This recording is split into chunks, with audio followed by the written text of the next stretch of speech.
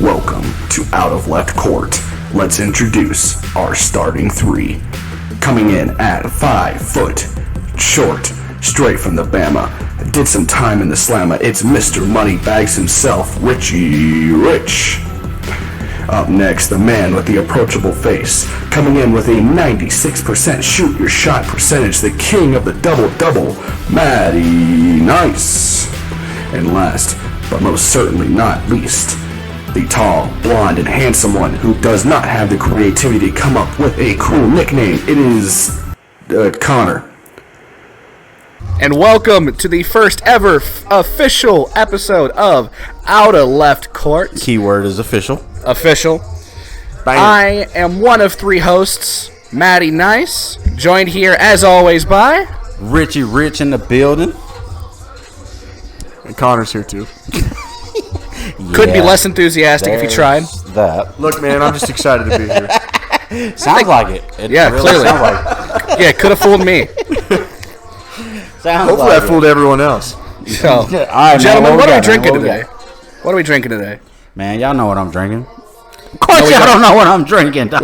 You already poured it out for the homies? Look, I did pour it out for the homies, a.k.a. I spilled that shit. So, just so y'all know, just easy breezy, just a beer night for me, man. Just doing land short tonight, all night. Probably a good 15 to 20 of them things. Yay. What are you listening to? Man, I've been listening to The Baby for the last couple hours. New EP put out. Pretty good. I ain't gonna hate on it. I'm rocking with The Baby. Connor, what you fucking with today, bro? Hey, man, today I am drinking Jack Daniel's Winter Cider, man. Shit Cider. is good. It's only 30 proof, so real low in the alcohol, but if we bomb them motherfuckers in our gut, we can get drunk as fuck. Okay. A little 30 proof action. That's some Little girly 30 shit, proof. but I won't judge. It's girly, but you know what? We're here to be bitches. You right. Hell yeah, I'll drink to that. Speaking of that, let's go right to Matty Nice. And what's going on, Matty Nice? So, because I can't legally drink, No I am underage drinking on this show. Rockstar Juiced Pineapple Orange Guava. It's an energy drink. Sounds great. It is delicious. Sounds fantastic. Don't shit on it. If you add shots. So of what it. percent juice is Rockstar Juice? I'm gonna go with 2%. I'm going 8%. 8? 8%? My guess was 3. I was gonna go with 2. I was solid as fuck with 2. 8%, and it has Rockstar surprising 110% of my vitamin B daily intake. Based off how many calories? I like it. 2,000? I like it. 30 calories. that ain't can. gonna work. Okay, 30 calories per can. That ain't what I asked. That I don't know what you asked. I heard calories. So those percentages are based off of a daily calorie intake. What is Oh, daily calorie intake. Matt said, I don't know what that means. I heard calories. I heard calories. It's probably 2,000. It's That's 2,000. great shit. My man And said, I don't if know. you eating 4,000, I just kinda heard that calories. percentage changes a little. So So- I answered. Connor, what are you listening to since we skipped over that for you? Well, I kind of skipped over it just because Rich and I have been listening to the same stuff. DaBaby's new EP dropped. 6 songs on it. I recommend Vibing. Roof. Roof is I fire. recommend Roof. Y'all ain't heard Roof off the new The Baby EP. What's the name of the EP? Go listen to that shit. What's the name? Oh, hold Something about Baby Jesus. Something about Baby Jesus. Yeah, that's good shit, Matt. Why you always asking shit that I gotta look up? Honestly, I probably have it on my phone right now. Face ID fast. Nope, that's my fantasy football team. That's false. And it turns out I'm getting my ass whooped because Derek Carr be throwing shit up like a motherfucker. Derek Carr killing your boy. Well, I'll just talk about what I've been listening to, which is not DaBaby. Should be. Back on my baby Jesus shit again. That's it.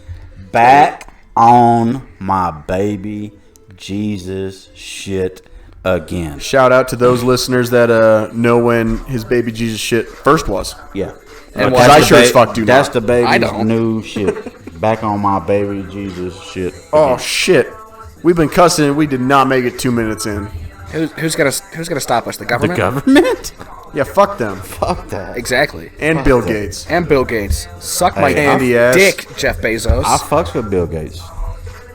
I do. I fucks with Bill Gates heavy, man. Yeah. Anyway, candy ass. So I'll just go over briefly what I've been listening to because it's like I said, it's not DaBaby. Are y'all familiar with the band Rare Americans? Not at all. Who the fuck is that? No. They're like an alternative like ska band, Did you say Scott? Yeah, I don't listen to Ska. I don't listen to ska. like Sublime. Am I? Ska is a genre of music. Ska is a Doesn't genre of know music. what the fuck? Ska. You're out on this It's one. basically a boss. mix of punk and reggae. Hey, y'all, I'm with gonna fade trumpets to the and back shit. right now. Y'all ready? Punk and reggae. Listening to the baby, drinking Land Shark. I'll holler back at y'all on this whole Ska thing. Anyway, they released a song, and it's probably my new favorite song about a trap house called Rhythm Kitchen. It's a good song. Rhythm I Kitchen. have to Rhythm ask. Kitchen. I'm gonna be the motherfucker that gotta ask. Yo, Matt, Yeah, you know what a trap house is, bro? yeah. What's a trap house? Drug house, baby. They be doing drugs and shit. you ever been to a trap house? So that's semi-correct. I'd plead the fifth. Semi-correct. It's a bastardization. I feel that. Generalization. It's a generalization At its finest. at its finest. Let's talk about what's going on in the world in today's top 6 news stories. Let's go. We got number 1. Astro World and Travis Scott and that whole thing. That is an unfortunate I don't even know. situation. How do we, that takes up the whole show, don't it? Nah, I don't even know where to it's your last start buddy. on that. So, bro. you know what? Actually, I don't even know where to yeah. start on that. Hey, I will say though. let's do some ground rules real quick. 2 minutes or less on each of these. I have a buzzer. Buzz that shit. We're gonna buzz it. This is what Start you're gonna hear this. Starting now? Okay. All right. When we hear that, it's over. So, we're talking about Travis Scott right now. We are talking about Travis Scott right now. I will say one thing that I heard from his spokesperson that I 100% agree with is people are dumb as fuck if they really think Travis Scott could have 100% stopped the entire show. You guys think Travis Scott could have stopped the entire shit? He had that much pull. He could have stopped the entire show. He could have stopped everything from happening. No, that but that happened at that concert. Here's the thing. This begs a different issue. No, he couldn't have, but there was 50,000 attendance. That thing was overpacked to begin with, which is a problem in and of itself. That is a problem in itself. It is, but again, I bring it back to, is that really his problem? Did he say overpack it by 50,000 people? Does he get to make that decision? I mean, I'm not No, sure. right? I don't know where the world is landing right now. I certainly am not personally trying to hold Travis Scott accountable. I think it is overall a very unfortunate situation. Travis Scott's role in it, I mean, honestly, the only thing I think he could have done better is he could have cut his music just to draw attention to anything he noticed that was out of sorts. I've seen plenty of musicians that have done that. Yeah, there's like compilations of I them agree doing with that. so as So, a result right. of this But specific outside instance. of that, Just speaking on this, though, let me ask Travis's family was there, so I don't think anything malicious from his court. Nothing. So a real question, though. Is Travis Scott's career over? Oh no. Did this cost him his career? I think he'll take a So- break from touring for a while. I do think I was going to say, tell me the next person that's actually going to book Travis Scott as a concert. I think he'll be fine. Well, so you have to understand, Astroworld was his thing. That's I do his understand music that. festival. So Which is why I he think- has to accept so much of the responsibility. and that's just it. Like, it's I because think, it was his thing from the get-go. yeah, like I think him getting bookings Wait, is not going to be wait, an wait. issue. It's So- him running another Astroworld. Right. Yeah, I think Astroworld's probably done. Maybe. Yeah, that's a good point. He might That's a change good the point. name. He might do something else. But I think Astroworld, as the So- term is coined, is over. I don't even, like, what's the act... What... Let's get final thoughts out. right. Final thoughts. So, my final thoughts is I would like to know what the fuck actually happened. I don't actually know. My final thoughts is, if you go to a concert and you notice something's fucked up, stop acting a fool, man. Humanity is more important than your stupid fucking entertainment. You know, that's kind of where I'm at. Do I think he should be condemned? No. Do I think he should be held at least slightly responsible, given that he handled this situation very shittily? Absolutely. Fair enough. So let's go ahead and move on to our second topic of the top six. Number two. John Gruden is suing the NFL. I don't know about this, so please fill me in. Connor loves this subject. This is Let Connor's me- shit. let's start the Okay, timer. We talk about this every day. So one And thing I will say, go. before we really like let Connor get into the whole, he knows way more of the legal aspect than I do.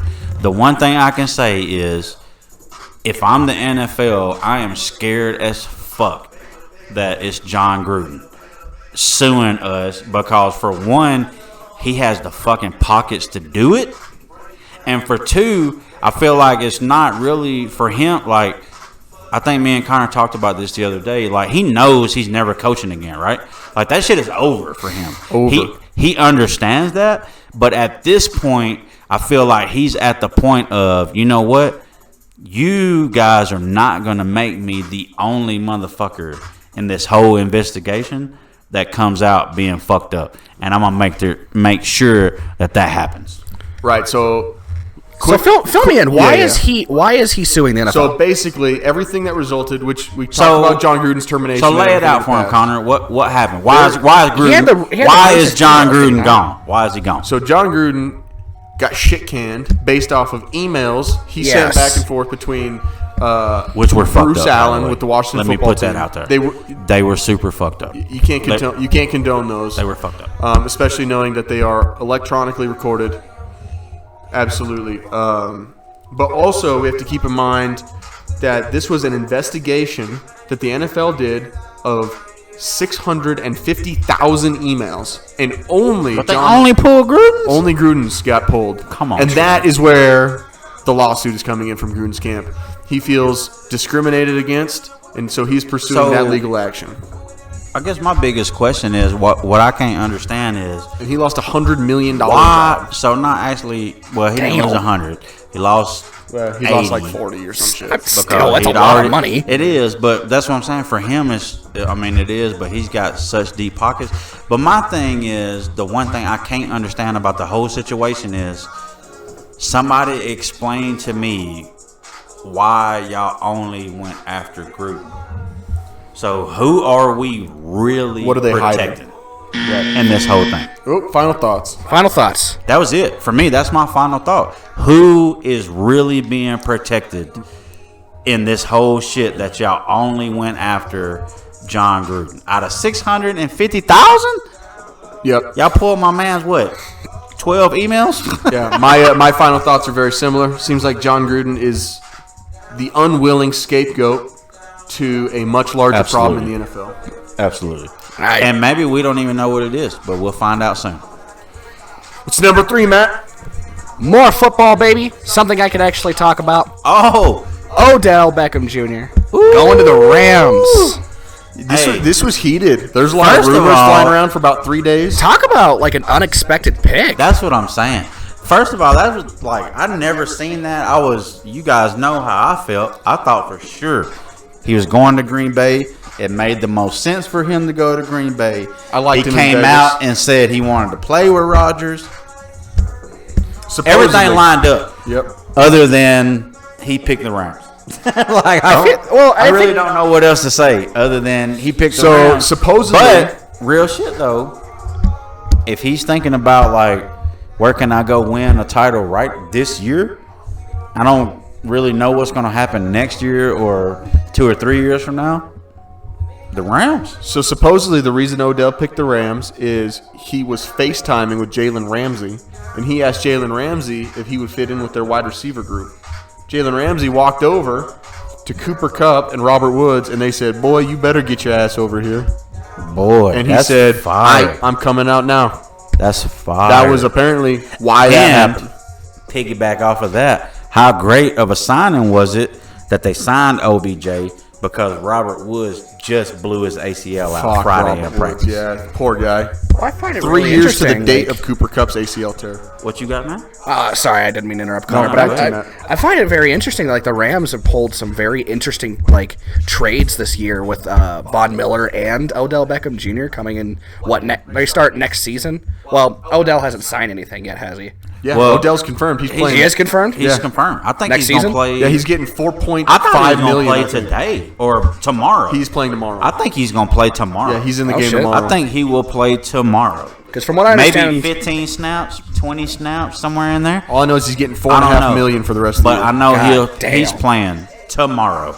And we talked about it on the last show that the Rams have pretty much just said, right, we don't know, but we know that this year, 2021, we are definitely in the conversation to go win a title right now. And they have made all the moves to go make that happen right now, in my opinion.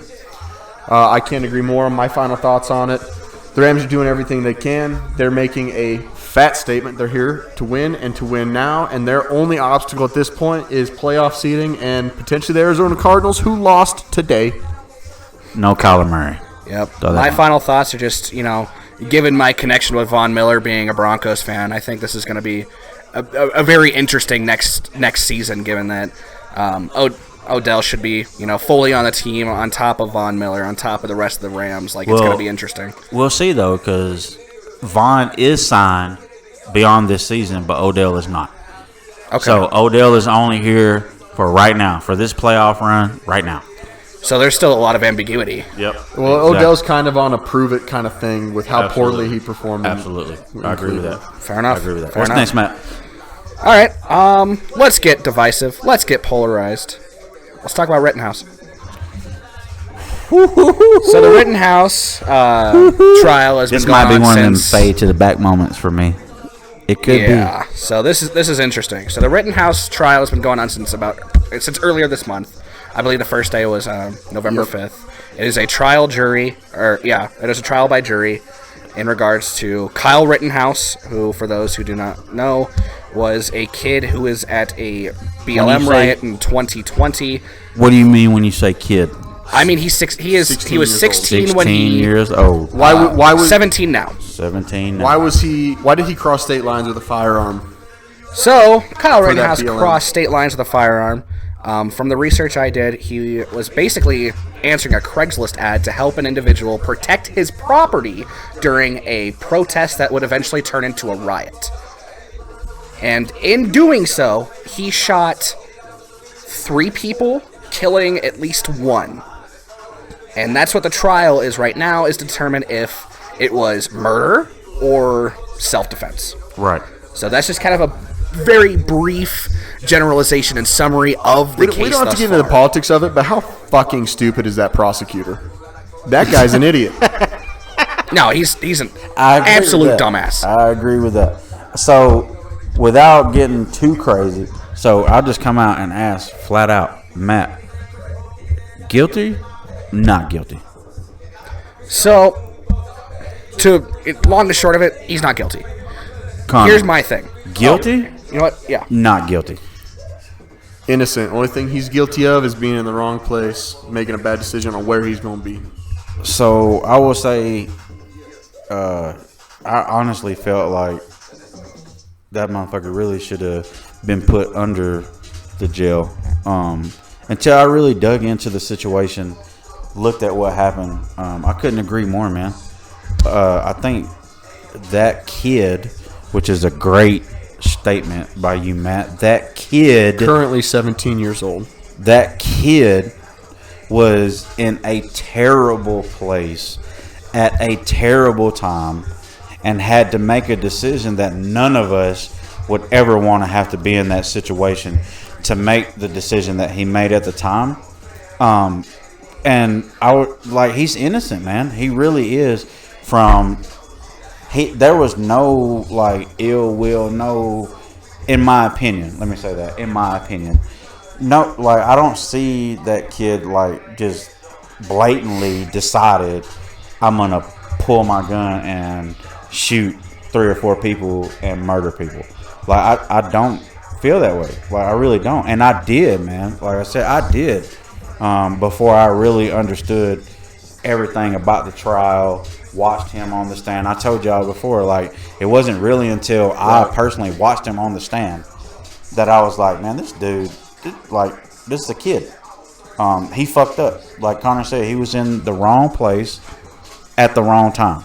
And that's really all I think it was. Yeah, so as far as my final thoughts on it,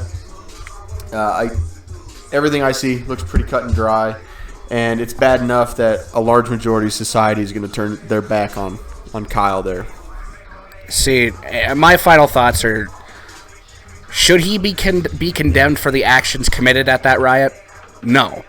He did what was arguably necessary. It was justifiable in the sense that he was defending himself. I don't think he should have been there to begin with. And I honestly think his parents are more to blame than he is, given that they essentially put him in danger. And I honestly think there should be a trial for child endangerment, given that the parents drove the kid across state lines with a firearm, dropped him off at this riot, and then dipped.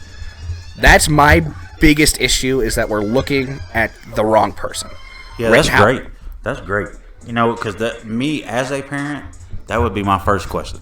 Is, for one, where the fuck were the parents? And then for you to tell me that the parents were the ones who actually drove him to it, knowing he had a firearm, what the fuck were the parents actually expecting? And that's just it. He shouldn't have been there, but he shouldn't be condemned for these actions. I don't think he should be championed either, because I've noticed. This is the type of story that should just die. Right? It should just die. But the point is, like, for us as, I guess, common folk or whatever, feel like it should just die. But what you don't realize is that guy's life is over, man. Right, we touched on that. Yeah, his life is over. Like, he will never be the same. Yeah, Ever. A large portion of society will turn their back on Kyle forever. Like, he will never. I mean, you tell me who's gonna hire that man tomorrow, right? Like, what is he gonna do? Like, everything for that man has changed. His life is completely over, man. Whether you want to put him in prison or don't, you know what I'm saying? Like, it's over for him either way. You know what I'm saying? And that's what, in my opinion, we kind of take for granted and don't even think about that. Like, oh, is he right? Is he wrong? You know what I mean? Like, you don't even think about how the fuck is that affecting him as a person.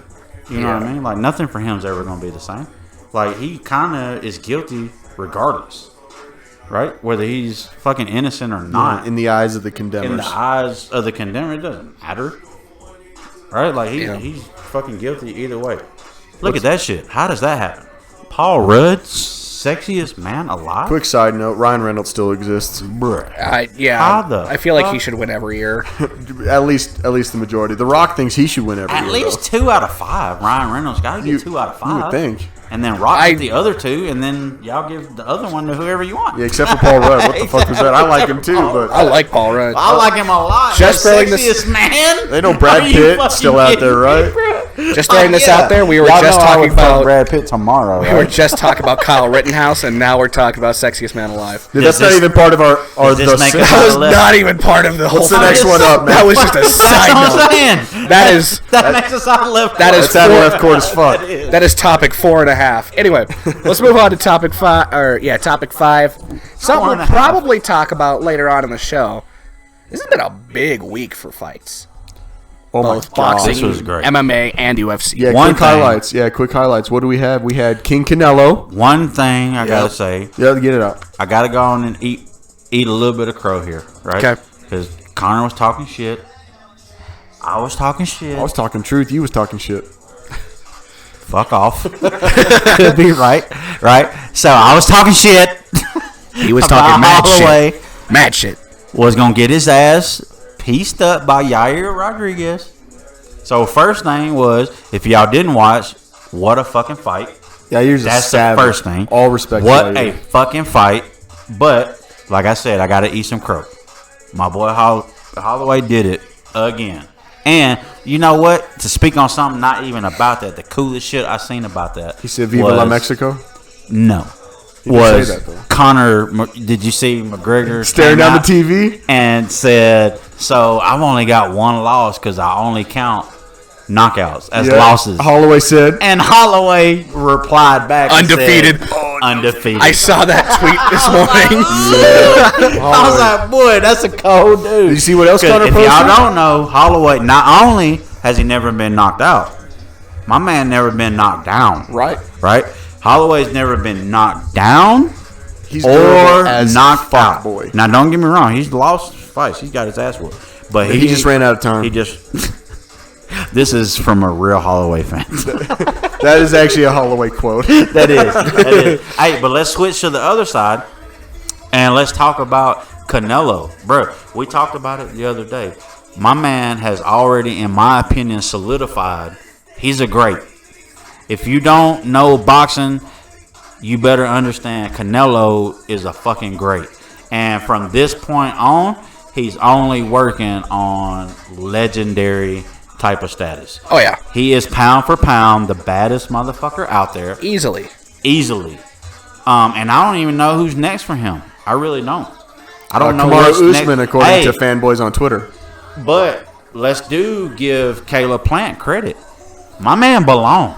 Oh, yeah. He belongs. Plant, he's a champ. He is definitely one of the 4 or 5 best fighters in the world. That's for sure. And I didn't know that before he fought Canelo. I didn't either. But I do know that now. We didn't have enough time on that. That will We be a didn't, topic. but we are going to be talking about that later, so I guess it's good that we didn't get in too much detail. Yeah. Yep. As for our final number 6 news story of the last essentially 2 weeks, Aaron Rodgers got the Rona. Boy, nah. He had the Rona. That nigga lied about having the Rona. The shot, the vaccine. So that's a weird situation, right? Because Not really. I mean, I'm immunized. I am vaccinated, and I'm not getting into politics of it. I'm immunized. But what I do know is what the fuck. So why should? Oh man, it's misleading. I don't know if he was intentionally misleading, but the memes. He was So intentionally. There's no doubt. Though. So good. He flat out lied. Let's just put that out there right now. Aaron Rodgers said, "Fuck y'all," and the NFL. I'm gonna lie to y'all bitches. I'm starting to wonder. And I'm gonna play as long as I can until I get caught or I get the Rona. And what happened? I got the Rona. He got the Rona. And so now he's like, "Oh, y'all, Shit. So- y'all fucking around. I'm immunized." Yeah, What does that mean, Aaron? I'm immunized. Immunized. That's another problem. I took a treatment and I'm immunized. That's a problem, right? Because they didn't ask him what that meant. They just assumed it meant vaccinated. Exactly. And Aaron did not mean it as if he's vaccinated. He meant it as in fuck off. Stop asking me that.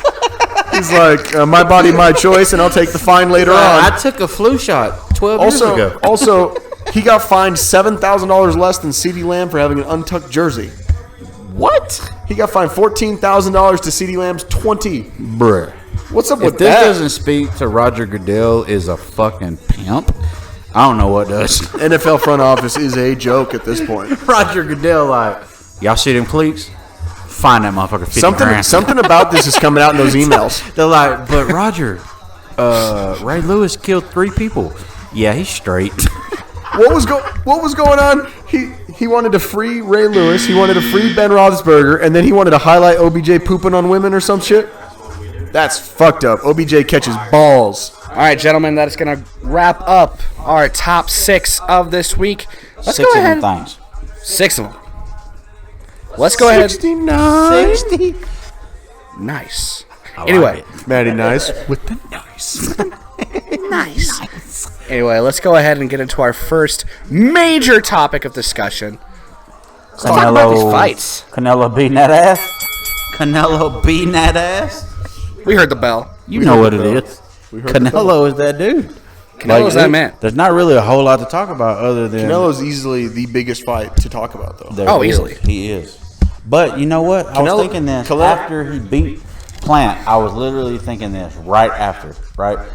When he was holding 138 different belts in the ring. I was thinking, The 5 to become undisputed. bruh, who really, like, what's that next fight for Canelo? Like, Where does he go from where here? does he go from here? You already know. It's Conor McGregor. Man, stop playing, man. All that dude does is talk, man. Stop. And man, Stop. money. He talks and makes money. That's fine. God He damn does it. make money. I'm No. not saying he don't. But can you be Canelo's for a- real for a minute? Canelo's Be a- for real for a minute? Yeah, he's at the top of the mountain. Where does he go from here, man? Where does he go? I really don't know. He beat. I- doesn't I- have he takes a vacation with his family. First of all, probably Obviously, a whole first. lot of bitches Yes. or one, whichever I way think he he's wants to spoken do for it. I think he But- is a dedicated family man. He probably is, but he probably got 2 or 3 strippers on the side. I mean, Oh, so those are just strippers. I would if I could afford it. he does have a fuckboy beard. That's a fact, actually. Gabby, I love you. I Yeah. would never do that. See, I think personally, here's where he goes, right? Like, he's obviously, like, when it comes to the sport itself, he's arguably at his potential. We don't know that. That's why I say arguably. Right. Given the fact that he is... Decent preface. Yes, given the fact that he is probably one of, if not the best fighter right now, the best place to go is pull a Mayweather, in my opinion, and just start making money. Just loads of money. I mean, he just cashed out $350 million he got from the zone. Yeah, I was gonna say guaranteed, and he fought 2 fights and was like, "Yeah, y'all trash, I'm out." And they was like, "Yeah, we appreciate you." And then he put up 800 million pay-per-view. No, 800,000. 800,000 pay-per-views. No, you're right. 800,000. 800,000. Because $1 million was the mark. Yeah. Anytime you can get it to $1 million pay-per-view buys. That's because exactly. Remember, that's $80 a 800,000. pop. 800,000. That's So, $80 a pop at a 80 million buys. You're looking at I 80 misspoke. million. 80 million. You know what I mean? So he had 800,000. He had $800,000. No, he made way more than $800,000. That's what I'm. Okay, that's what I was asking. No, he had 800,000 buys So at $80. And that's with a piece. major UFC event. At the So exact you're looking same at time. about 65 million. roughly, let's do the math real quick. I got a calculator. Do we know what his percentage of pay-per-views was? I don't know what his percentage was, but I know he got paid. Easy. I know he got paid. Easy, yeah. I do know 64 that. mil. Uh, You were like right on the money, I said. almost. So about 65 mil, just off. So remember, that's only off the pay-per-view That buys, they in his purse. Yes. right? Has nothing to do with the purse, any kind of bonus, all that other shit that comes into play. Talking a knockout bonus? I don't know, man. It took 11. Took a, It took 11 to knock him down. still a knockout. Knock him out. Knockout's Still, a knockout. knockout's a It knockout. is a knockout. I'd argue but this. Yeah. let's be for real. If you're Canelo going said- to give somebody like bonus money, are you going to give it to them for knocking them out in the 11th? Well, it's going to be in a contract, so probably. Or are you going to give it to them for knocking the motherfucker's head off in the first couple of rounds? Usually that bonus money comes from the first couple of rounds. I mean, I don't know. I really don't know how those contracts work, so it's hard to say. I think it really does come down to what's in the contract. But what I do know is Canelo called that fight before the fight 8 to 9 rounds. Plant took it 11. Way off. 11. Plant took it 11. Yeah. And That wasn't Canelo. After here's the round one 9, thing, that's though, not Canelo's choice is anymore. I feel like people really have the misconception that Caleb Plant was never in the fight and never had a chance to win the fight. And that is so far from the truth because, like we talked about before, I think Canelo versus Plant 2 is going to outsell what the first one did because now us as boxing fans have learned, dude, this dude could beat Canelo. This dude, yeah, he has the potential to Right? do He has the potential. Right. Like, not do we actually think he'll do it? No. Do I think he'll do it? No. I'd love to see him try, though. But what I'm saying is he has enough skill and wherewithal in the boxing ring that we all understand. Like, dude, if Canelo don't bring his A game, Plant can beat him. Oh, yeah. And Like, he- that's what he showed, in my opinion, the other night was if Canelo brings his A game, in my opinion, there's not a boxer on earth that can beat him. That's my opinion. If Canelo is A+, there's not a boxer on earth that can beat him. I agree. But what Plant showed was I have enough skill that if Canelo doesn't bring his A game, yes, I can fuck around and beat Canelo. And not on just like no bullshit, like Technicality I type stuff. caught him with one good shot because Plant doesn't have that kind of power. No. And he showed that. But what he did show is I have enough skill that I could outpoint Canelo. In a 12-round fight, I could outpoint him if Canelo wasn't up to par, right? Exactly. So I would say he gained a whole lot of credibility, man. In my opinion, he gained credibility. But in the same token, Canelo kind of cemented his legacy. You know what I'm saying? Me and Connor talked about it the other day at work about do you know how hard really it is to be undisputed in boxing? Undisputed. Like in UFC, like we talked about, it's still an accomplishment. But in UFC, which is one thing I like, there's one belt. Mm-hmm. One belt per division. That's it. Right. That's it. Right? So it's a lot. In boxing, there's literally fucking 25 belts. WBA, right. WBO, WBC, fucking Top Rank. All these belts. My man literally has every motherfucking belt at his weight in boxing. Period. Undisputed. Bruh, it hasn't been done in a long ass time. There's a reason that Canelo is who he is. And like Connor told me the other day, or maybe it was, I don't even remember. One of y'all told me the other day, like, bro, not to mention, like, does he just have the coolest fucking name in boxing? Yes. Yeah. Like, how do you get a better fucking boxing name than Canelo, bro? Like, come on, bro. The king, man. He's got it all, bro. He's got it all, man. Like, I don't know where he goes from here. I really don't. I don't know what makes an interesting fight for Canelo from here. I really don't. You know, that's the great thing about combat sport, though, just in general, is we don't have to know where it's going to come from, because I didn't think Caleb Plant was going to be that interesting. Oh, no. And Caleb Plant was everything.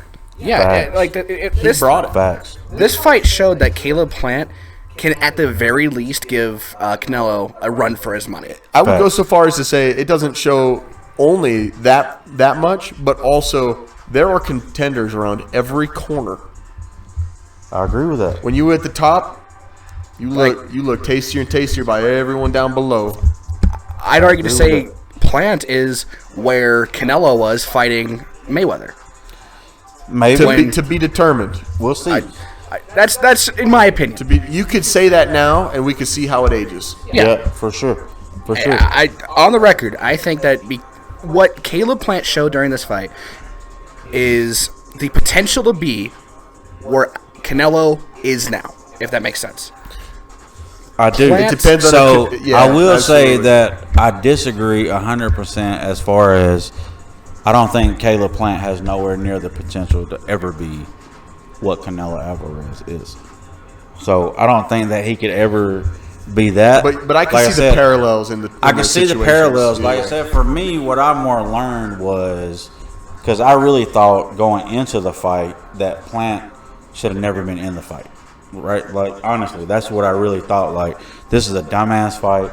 Canelo will get paid, move on to the next guy. It's whatever. But he absolutely showed, like, bro, I'm not just the next guy. You know what I'm saying? I'm not just a stepping stone to Canelo's legacy. I'm telling you, man, it's going to happen. Canelo Plant 2 is going to be interesting as fuck, bro. I'm excited to see it. And truthfully, now that I really think about it, I just answered my own question. I don't know where else Canelo can go but to go show, like, dude, I'm going to fight Plant again. Because, I think Plant created enough questions that maybe even Canelo would say, you know what, let me go fight him again and really destroy him next time, right? Because he is raising questions of how great I am. So let me go fight him again and beat the brakes off of him next time. Truthfully, like, what's a bigger fight right now for Canelo than Plant 2? I don't have anything comes to mind. No, I will say maybe the winner of Plant did promise he's getting a belt, maybe the winner, and the belts are on one man's shoulders right now. Maybe the winner of Sean Porter and Errol Spence. Maybe. I mean, that could be interesting. Maybe that's who fights Canelo, or like Connor's been saying, maybe it's really the next big fight for Canelo. Who knows? Maybe it's McGregor. Maybe it's Usman.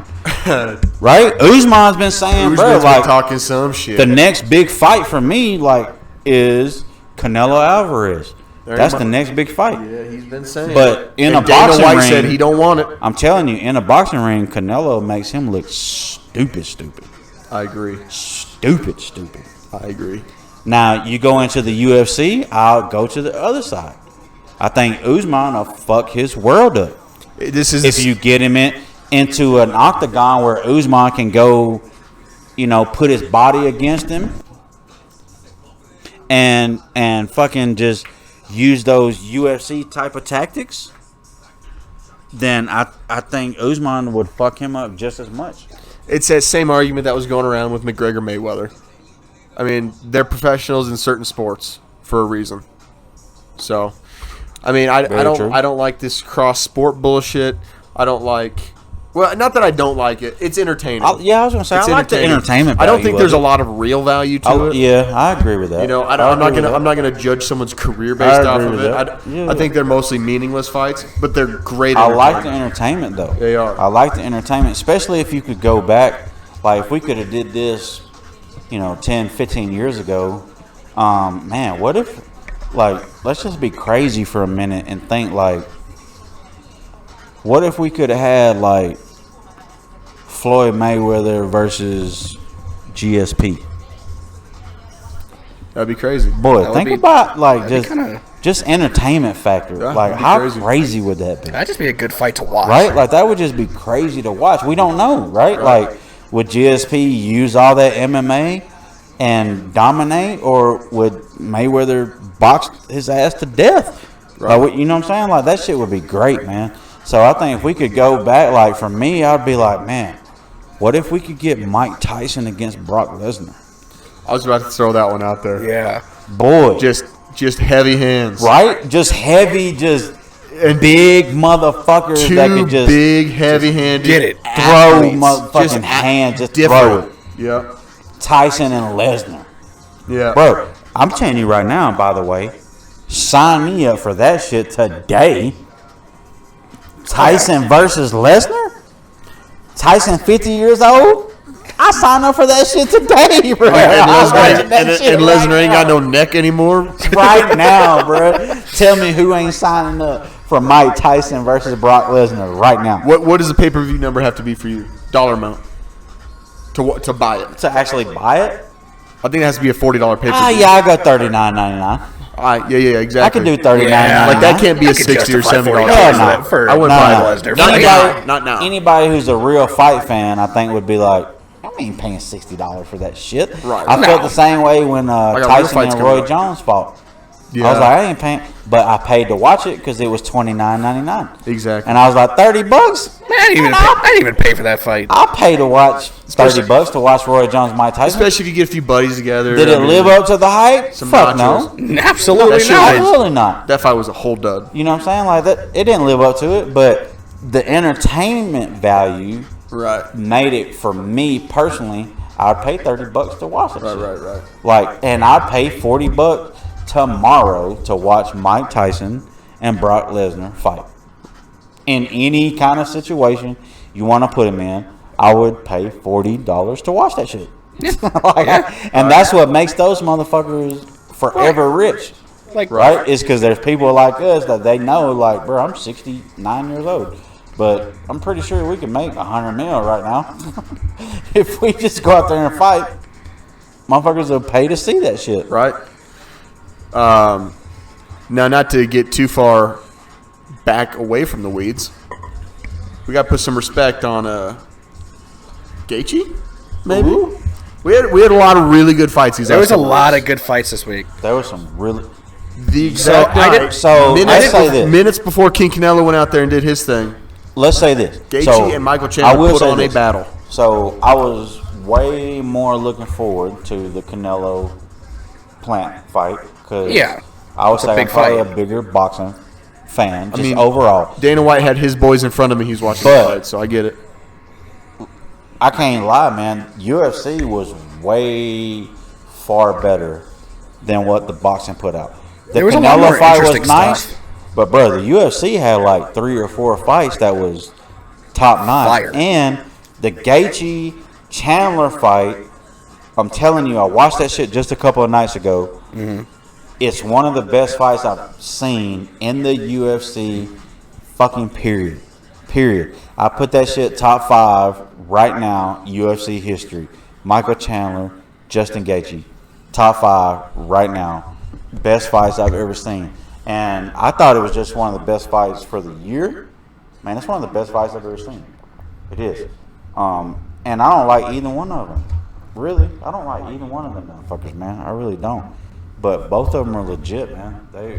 They contenders. Those guys are gladiators right They there. are, man, for real. And Speaking of, your boy, you talking Holloway? Mr. fucking Talk a Lot, McGregor. Mr. McGregor, Chandler, that's who he called out next. What a business move. He wanted McGregor, Oh, yeah. and that's a smart move. Smart move. He was like, shit, I'm trying to lock up like 30, 40 mil. That Man, Let he me can, go he after can lose McGregor. that fight and still make a shit ton of money. And he knew for a fact, like, McGregor, I know Yep. I gained his respect. Like, and it flat out, and he put that out there, and McGregor was like, bro, I don't know when, but at some point, he did. we will have to see each other. Yep. What a fight. And you know what else? You earned my respect, and at some point, that's going to be a great fight for the both of us. Absolutely will be. And the other thing is his timing of announcing that. Dude, it was perfect. Dude, it got people was to stop perfect, talking man. about that it was a loss.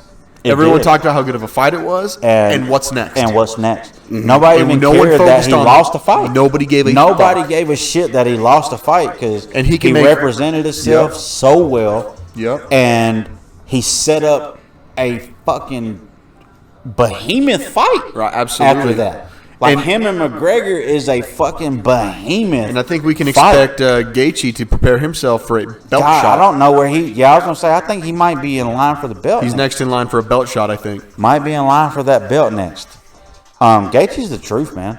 There, He's a guy that every time I watch him, man, I'm and like, he's shooting his shot at chicks on Instagram. yeah, he is. Yeah, Respect he is, it. bro. What was it, He- Twitter or whatever that Bro. fucking meme is now? It's a meme now. There's like that girl that's like, why can't I just find guys like this and Gaethje And in then the he's like, DMs? oh, Hey, what's who- up? And Look, I'm he's like, literally the guy in the literally the guy in the picture. Here's the real tough guy. I'm that's literally the Gaethje? guy. I didn't know that. That's Gaethje. That's Gaethje. Oh, I didn't know that. That is Gaethje. No There you go. shit. Now you have a new favorite UFC fighter. fighter that will sleep your ass. That is Justin Gaethje. And he'll get shot down in the DMs. Damn. That is Justin Gaethje. Can't get no pussy and a knock everybody Bro, smooth the fuck out. That's why McGregor can't fight Gaethje, bro. He doesn't have a wife. He keeps getting shot down. McGregor can't tell him, your wife's been in me DMs. You can't hit him with That's the that. truth. That's the truth. You're gonna be like, your Tinder bitch has been in my DMs. And everyone else's. Oh, Connor. Bitch has been in DMs, but Bro. not yours. That's all he does is talk, man. Why is it whenever all anyone he makes does. fun of Conor McGregor, it's he just sounds like the Lucky Charms Hey, guy? speaking of, You're telling me he isn't? Okay, You he's the seen- Lucky You Charms You guy ever gone seen the bad. Lucky Charms guy and, But- and McGregor in the same room? you see, he was barking up the No. wrong fucking tree, though. Who was? Your boy, Gaethje? no, McGregor? fucking Mr. Talks a Lot was talking shit to Usman. You see what Usman came out? No, I missed this. And so he was talking shit to Usman, and Usman replied like, "Oh, stop talking shit. You're barking up the wrong tree. Like, I'm sick of hearing you fucking making excuses every time you get your ass." Oh, I whooped." did see that. And he's like, "What is it? It's your ankle. It's your leg. I did see that. It's your. Am I missing anything?" Damn. Tell him. Yo, Usman's a hell of a fighter. But, can we stop comparing him to George St. Pierre? Like, after his win, everyone wants to goat him. What the fuck is that about? We can compare him because the numbers say we should. He has Right. half the title defenses, half. Numbers don't lie. He has half the title defenses, half the unique opponents. Numbers don't lie. GSP hasn't beaten every statistical category. I'm saying it's too early. I'm gonna go piss and I'll be right back. It's for this tinkle time. discussion. See, I'm not as much of a UFC guy as I am a boxing guy. So I think the last UFC fight I actually cared about was this Holloway fight. It's lit, man. It was lit. It's lit. Dude, the Holloway fight, crazy. Rich Yeah, going to come back and he's going to try to backtrack. They went all 5 rounds, didn't they? All 5. Yeah. All 5. And then Holloway won on the card. Right. Because there was no knockout. Yeah, so I would give Yair probably 2 of the 5 rounds. Yeah. Well, I actually have the points. Yeah, I'd give Yair, but once Yair stopped with the leg kicks and Holloway started getting his takedowns in, that match was over. Yeah. Yeah, because it seemed Holloway proved he was more than just a boxer in the UFC. Well, it seemed like that was the thing, was trying to get Rodriguez is really going for the legs a lot. He was obviously kicking a lot, but he was going for his legs a lot. Which is a decent strategy because they were talking about it during the fight. The commentators were. So it's kind of the Dustin Poirier approach. It's exactly what Poirier did to McGregor to beat him. You go against somebody that's a big, heavy striker. You keep him at range. You make him start thinking about that leg.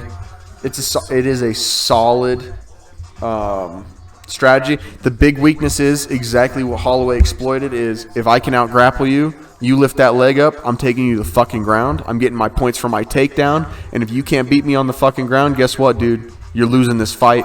So you take heavy risk by kicking all the time. And Holloway masterfully was baiting Yair into some of those kicks. So I won't say masterfully. Because Absolutely. Did you watch the same fight I watched? You're going to cut me off like that and have no fucking evidence? We talked about this absolutely disrespectful 100 fucking times about why I don't get with Max Holloway is because why in the fuck can't he just have a great fight without getting pieced the fuck up before he gets turned up? Did you watch the fight? Should have took 35 leg kicks from fucking Yair Rodriguez? Or should he have made an adjustment? He did make an adjustment. Yeah, after he got pieced up for fucking 2.5 straight rounds by the leg kicks before it turned him up to get hyped up for the fight. Are you forgetting how durable? He got pieced up. I mean, are you forgetting his durability? Yeah, just because he can eat a lot of those. He can. Here's the other thing. He did. It's always been my point of why. Bro, talking louder doesn't make your point better. Shut the fuck up and listen. Shut the fuck up and listen. Nobody questions the point of can he take him or not. The point is, this is the fight game. Nothing that doesn't prove shit that you can take that every single fight. So it doesn't prove shit. It proves that you don't have the skills to not take those kind of shots every fucking fight. So what I was saying before you decided to come here and go in some old shit. Why are you bringing up old shit? Is what he was doing in that 3rd, 4th, and 5th round is when Yair was giving up on those kicks because Yair hurt his own fucking foot. Because that shit looked broke. I don't know if it is. I think it is broken. I think it is broken. I haven't heard anything on it yet. I can fact check. I think that thing is fucking broke. Is it broken? I don't know. It looked broken. But what Holloway was doing was he would throw some sissy ass kicks out. And I think he was just reminding Rodriguez, hey, man, remember your game plan? And then he'd throw that kick, and guess what? Takedown. It was the perfect response to those kicks. I'm going to take you down. It won him the fight. You cannot out-grapple me. And if you can't out-grapple me, even if you can strike with me, if you can't out-grapple me, I'll say that. That is exactly why Holloway won that fight. The fight. Because Rodriguez is an assassin. One thing I can say that's completely different about what we argued last week is there's no way in fuck that you would have told me the way Max Holloway would have won that fight grappling is by taking him down. Isn't that crazy? He broke his foot. Right? He did break his foot. It looked broken as fuck. There was no doubt in my mind. Yeah. So that's what I'm saying is Yair get his too, by the way. Is it always that kind of fight with Max Holloway? Why? Everyone's got their own things, man. I mean, so that's how is that your style? I don't understand that. How is that your style to literally get in a motherfucking bloodbath every single maybe that's the only thing that gets his juices going. It is, and I can't understand that. But it does work. What you have to understand is that it works. He's a fan favorite. I'll give him that. Well, it's not only that. You can't argue with the results. You can't argue with the results. I'm not saying you can argue with the results, But what I'm saying is the reason why me and you were arguing about how come Max Holloway is on his way down, that's my argument. Is if he didn't fight the way that he fights, I would say Max Holloway is still at the top of the game. But the fact that he literally has to take 87 fucking shots a fight before he can, like, get into the fight makes no fucking sense to me. And that's why you won't be able to fight 5 more years than what you should I don't be able think to fight. so we do know with Max, historically, pretty much any fight he's ever been in, he gets better as the fight goes on. That's gotta be that mentality thing. And it's exactly what you're speaking on. Remember what I told you? It's the same. I had the exact same argument about BJ Penn. Right. He was the exact same way, man. Like, except BJ got caught. Would he not? But he wanted to get caught. That right. Like, that's how BJ Penn was. It's the same way that Max Holloway is. Now let's not. I want you to punch me in the face and make me bleed. Because that shit gonna turn me up. Let's not discount like, what. As a fighter, right. your job is to not get hit in the face. I don't think that's how they look at it. To get turned up. Now, but what I'm saying is you're right. It's all about a mindset, right? Like we talked about Mayweather. Right. Like in the boxing game, he has my type of mindset, right? Right. I will not get hit. Right? I'm right. a boxer. My job is more than I get hit. Right. To hit you and not get hit. Basically. Right? Change the mindset to Max Holloway, where Max Holloway is, I don't give a fuck if I get hit. As long as I win. Because I'm going to hit your ass more, or eventually the shit that you're hitting me with is not as strong as the shit that I hit you with. Right? Because that's his strength. His strength is the durability. Exactly. His strength is his the cardio. Is that I can eat 85 punches, and you're like, dude, how are you still standing? Yeah, if the UFC went 5-round standard, 8 rounds for a championship, Max Holloway would own everything, bro. Here's the thing. I would argue to say that and to justify it, maybe it's a psychological thing, right? That's what we're saying, yeah. Well, yeah, it's to get into the other guy's head. This guy is literally eating my hits. What in the goddamn? Yeah, hey, let's not discount Holloway's. Dude, he might have the fastest blocks I've ever seen in my life. He's got the best endurance. Bro, his hands maybe coming up to block some of those punches coming in to make them so they're not significant. Like in the fight game period. Yeah, he has the best endurance. Like, I would say that. And but one thing, what I was telling you before, we take it for granted. What I like about Holloway is, even when it gets to that point of, like, okay, I'm about to lose, I'm out. Like, he always goes out on his shield. Always. Like, if I'm gonna lose, like, guess what? We about to stand in the middle of the ring and throw hands. Yep. And it's either me or you. Right. And I like that as a fighter. I get that part of it as a fighter. Right. I do. But for me, I always take a step back and say, at some point, right? Because I could argue, if you argue that much for Max Holloway, then you should, at the same time, be 100% in Jorge Masvidal's corner. He's the exact same fighter. Masvidal is the exact same dude, right? You have to knock Masvidal slap the fuck out. He will fight anybody, anywhere, anytime, right? The only difference is either he knocks you out or he gets knocked out, right? I said, the difference is Holloway can always say, dude, I've been in this thing for 15 years. Nobody been able to knock me out. Right. Right? Well, yeah. But what I'm saying is, if you're looking at the same kind of fighter, him and Masvidal is the same kind of fighter. So they're the same kind of dude. Yeah, Holloway's strengths being the endurance, and I think I want to throw his mindset in, but even not his ability to turn a significant strike into a non-significant strike just by getting a hand up in there. That is, I think, what keeps him from being knocked out the way some guys like Masvidal are. Masvidal throws hands. His mentality is a lot of the same stuff, but he doesn't get his hands up to block the same shit. What I'm saying is, I could almost argue on the other side that I like Masvidal more because he's more of a go for broke. I love those types of fighters. Absolutely. He's more of a motherfucker. It's me and you. Fuck all the skill, all that shit, right? We both fighters. Right. Like, you gonna knock me out or I'm gonna knock you out. Right? So I could say I would argue even more on the side of Masvidal if you're a fighter fan and you just want somebody. This has always been my struggle with Holloway, is he's at an elite level, but I hate his mindset because he fights like somebody who is still in the junkyard.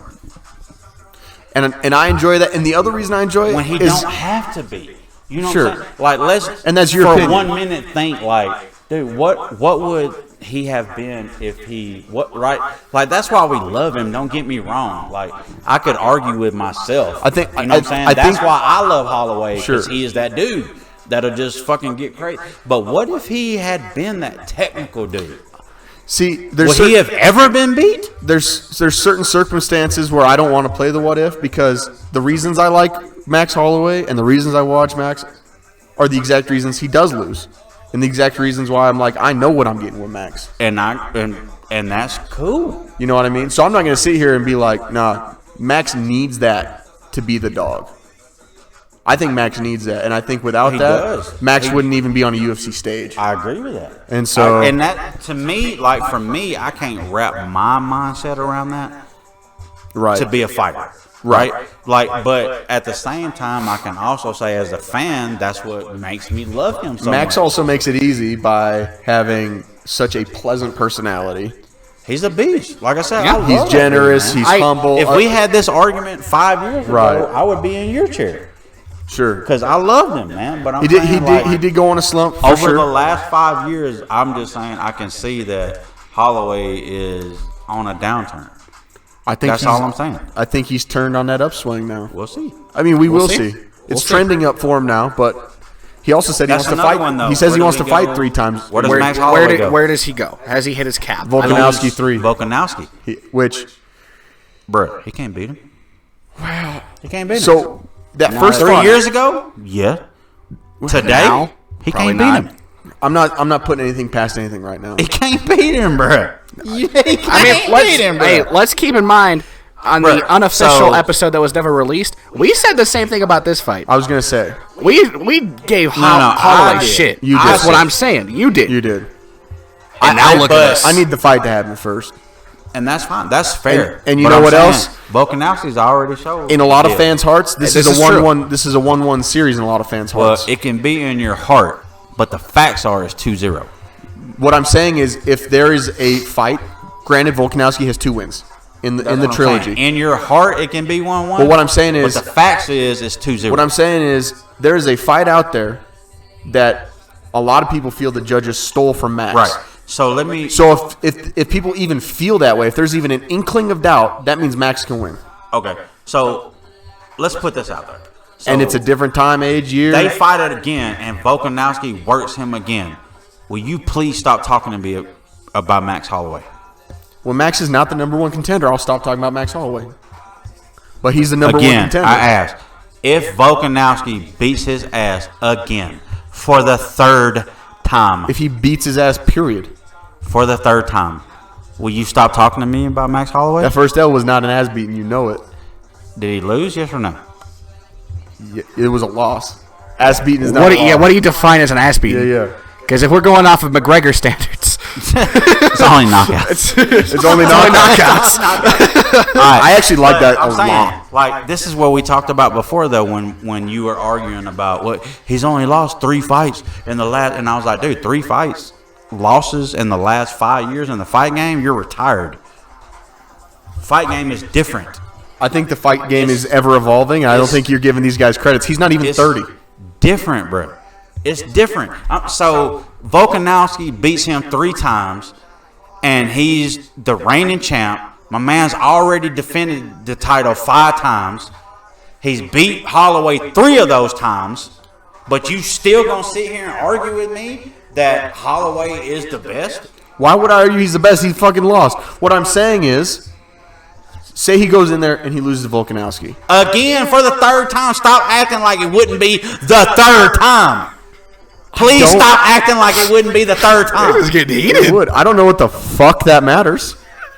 What do you mean it don't matter? It's a championship fight. If me and you square up and I knock you the fuck out 3 That's times, never gonna happen. who's a badder motherfucker, me or you? You ain't never gonna knock me out, boy. Who's a badder motherfucker? You watch me your or mouth you? when you talk to me like that. Who's a badder motherfucker, me or you?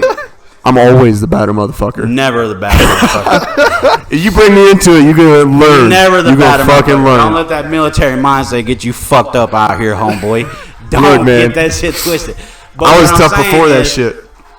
If somebody knocks you the fuck out, or they don't knock you out, me and you just square up 3 times, and everybody that watches When the Rich fight, wants to talk, he ain't gonna let nobody else talk. and everybody else that wants to fight or watches the fight says, yes, Rich won the fight 3 times. What else you got to say? You still gonna argue that you a better fighter? Bro, you ain't even let me get to the argument. You just keep talking about 3 times. Because you won't acknowledge. It don't matter to me because they ain't fought. You said if he wins 3 times, what does that matter?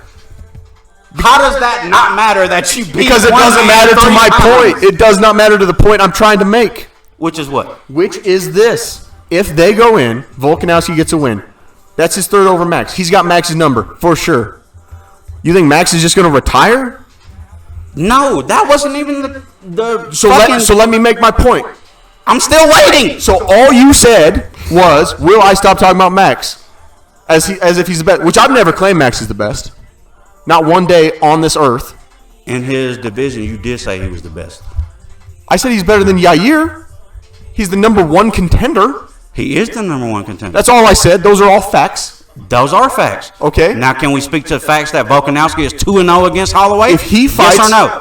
Is that facts? Yes or no? Damn it, I'm never getting this point out. Mom, Dad, stop fighting. If he fights Volkanovski, which he would be in line to do so, and he loses, Volkanovski retains championship. For the Max third time. falls out of contention. For the 3rd time. Max will have to fight his way back up. For the 3rd In time. that time, Volkanovski, all I'm saying is Volkanovski could lose to someone else who has Volkanovski's number. Holloway could come. We don't know. But not 3 times. That point. Oh my God. I tell you what, that was fun for me. But you know what else is? You know what else is fun? Let's make some money. This is a journey into money. LODSOVEMONE. What's they spell? God, I love that guy. I do like that guy. I don't even know who he is, but he's that guy? fucking great. He's great. Loads of money. Rich, we like money. What? Dude, Do we not? money, Would you agree that we also like investing and making our money make money? money makes it happen, boy. Money make the world go round. There's only 2 things that make the world go round: money, and according to Queen, it's fat bottom girls. All right, man, let's get into this. Let's get into investing. Let's talk about investing.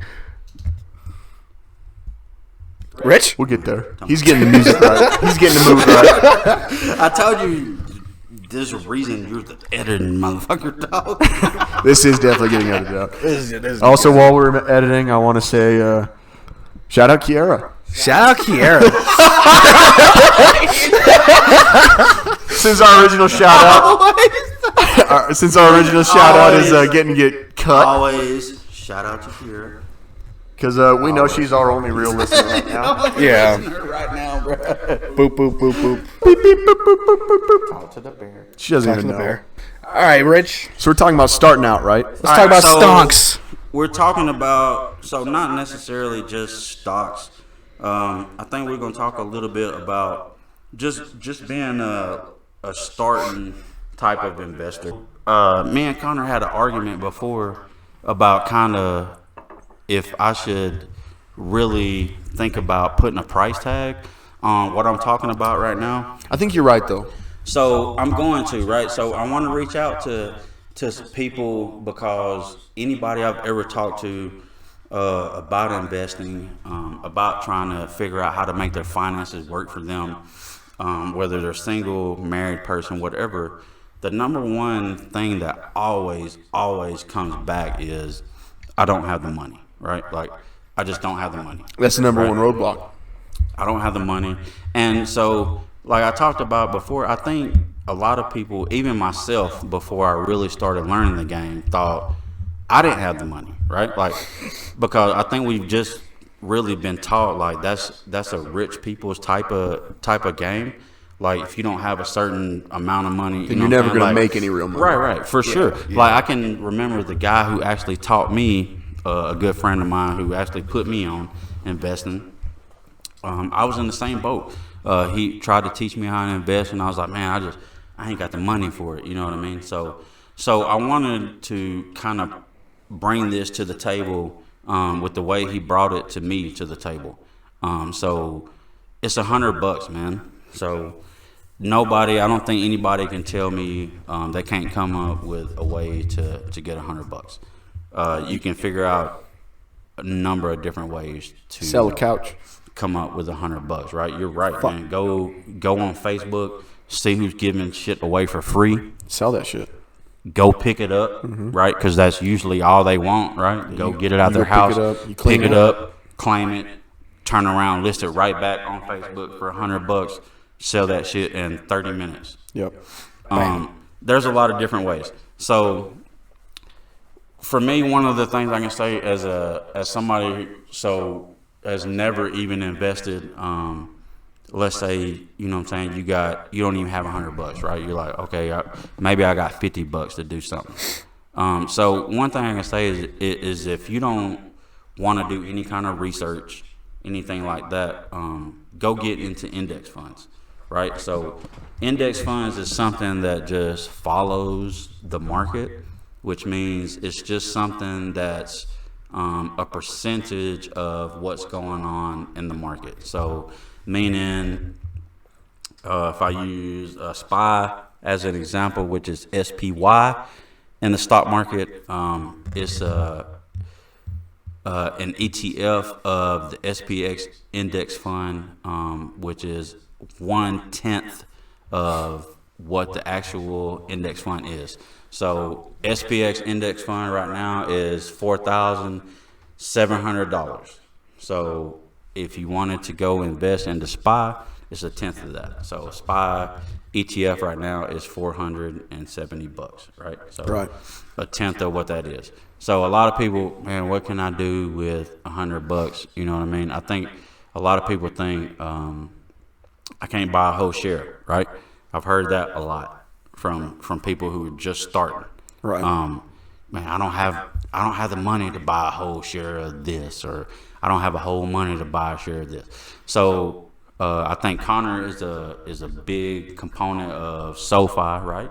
I use SoFi. SoFi, Robinhood, M1, Webull. I use M1, so any of those will let you get fractional shares. Yep. So fractional shares means literally there's no more excuses. You don't have to have $100 to buy a whole share of a stock or an ETF or whatever the case may be, right? You got $10, that's all you can afford to do anything. You can literally go buy $10 worth.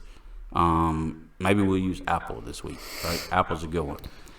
You can go buy $10 worth of Apple, right? So a misconception people think is I'm gonna go buy $10 worth of Apple. Like who gives a fuck, right? Like yeah, I got $10 worth of Apple. You got 20 shares worth of Apple. So one thing people need to realize is the percentage doesn't change, right? Whether you own half a share of Apple or whether you own 100 shares of Apple. If Apple is up 5% for the day, you are up 5% for the day, right? So you'd say that doesn't matter how much you own of a company, stake-wise, you always have the potential to make money. Absolutely, right? So the number one thing is when you buy a share of a company, you become a stakeholder, you become a part share owner of that company. Right? So even if you own just one share, it doesn't matter. When they make profit as a company, they still dish those profits out to shareholders, which would be you, regardless of how much you own. So like I said, whether Whether you have 100 shares, 100,000 shares, it really doesn't matter. You're still going to be up the percentage that they're up, right? Now, are you going to be as happy as making $2 when I make 2,000 and Connor makes 20,000 because that's how many shares he has? No, you're not, right? But the point is that shit takes time, right? You just keep accumulating shares, and your wealth eventually goes up, right? So the one thing I will say about this particular situation is if you're a starter, somebody who's just now starting to invest, two things I will say.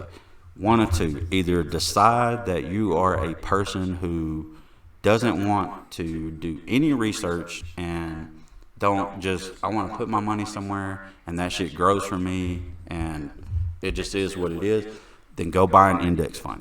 Yep. Right? Go buy an index fund. All you need is time, man. All you need is time. People think I will never be a millionaire. Like, that's false. You will be a millionaire. All it takes is time and discipline, right? You just have to keep investing, and you need time. And so the second thing that I would say is if you don't want to do research and everything, go buy index funds. You really need to figure out how to get into some dividend type of stocks. Because if you're not a person who wants to do a lot of research and look into the fundamentals of companies, how they're making money, you know what I mean, what your risk management is. I mean, I could dive into a million different things that you should look into. But if you don't want to look into any of that shit, right, and you're just like, dude, just show me how to make some money, buy the index fund or go get into some dividend stocks, right? Because dividend stocks will pay you simply for nothing other than holding their stocks, right? So whether it be monthly, whether it be quarterly, whether it be yearly, these companies, Apple, Microsoft, Visa, MasterCard, some of the best companies you can think about in the world, Sony, these like Fortune 500 companies. Fortune 500 companies will all pay you to literally buy their shares and do nothing other than just hold them. Which comes back to that whole idea of And time. be an owner, right? All you need is time. So that would be the two easiest ways, I would say, if you don't know anything about investing. For one, go buy an index fund, open an account, go buy an index fund.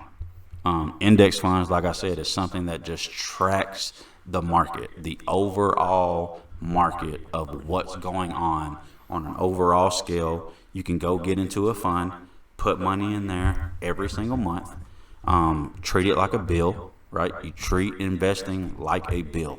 That is one thing I can say that is crucial to exponentially grow your wealth. Treat investing like a bill. Never skip it, you know what I mean? Just like a phone bill, $100 a month, whatever it is.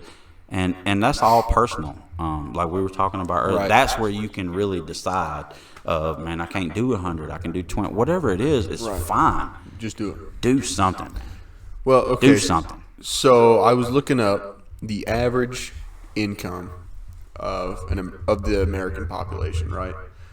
The average income and the median income are very different. At like Yeah. 40 maybe? I'm gonna use the average. So the median is about 31. 31? Okay. The average is about 52. Okay. You take 52. I'm gonna use 52 because it's a nicer number for the math, right? You take 52 over the course of a year as a salary, right? That is $2,000 if you're getting paid every 2 weeks that you have. Now you gotta take your bills. Obviously, make sure your roof is good, your food's good, your family's right.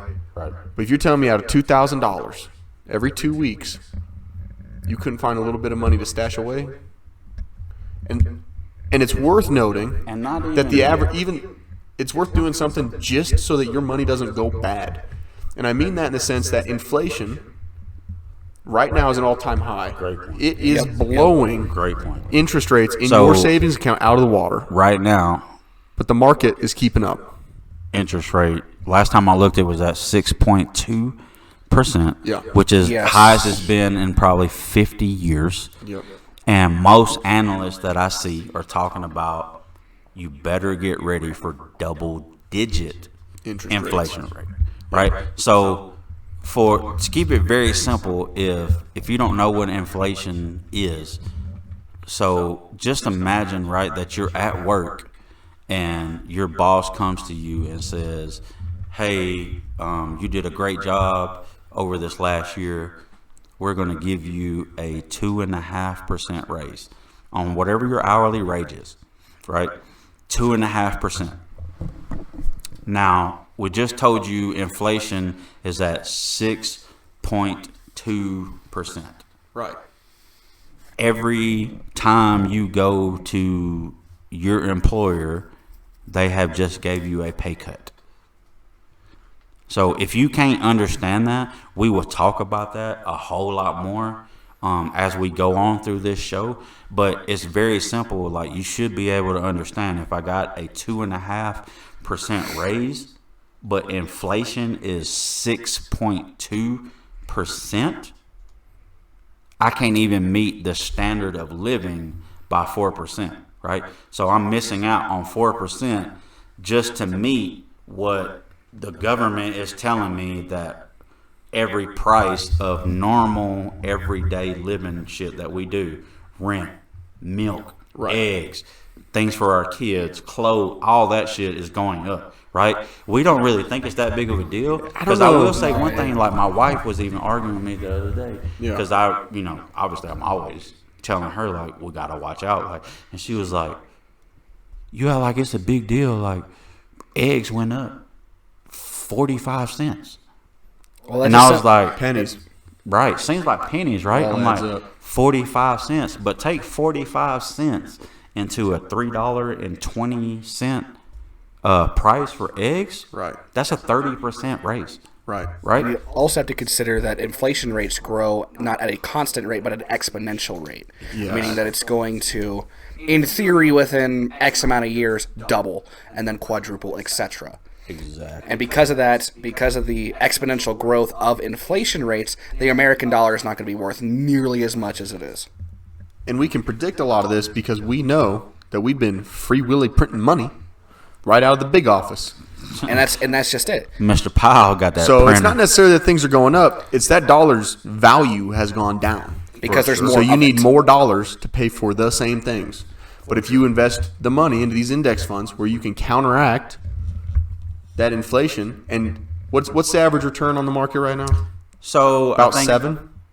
So it's actually went up, which is crazy. Most people would think like COVID killed us, right? And it did, as far as what it did to the market. But because of COVID, over the last 10-year period, we have now went from a 7 to 8% return to a 9.5 to 10% return over the last 10 years. Because since COVID, the market is up.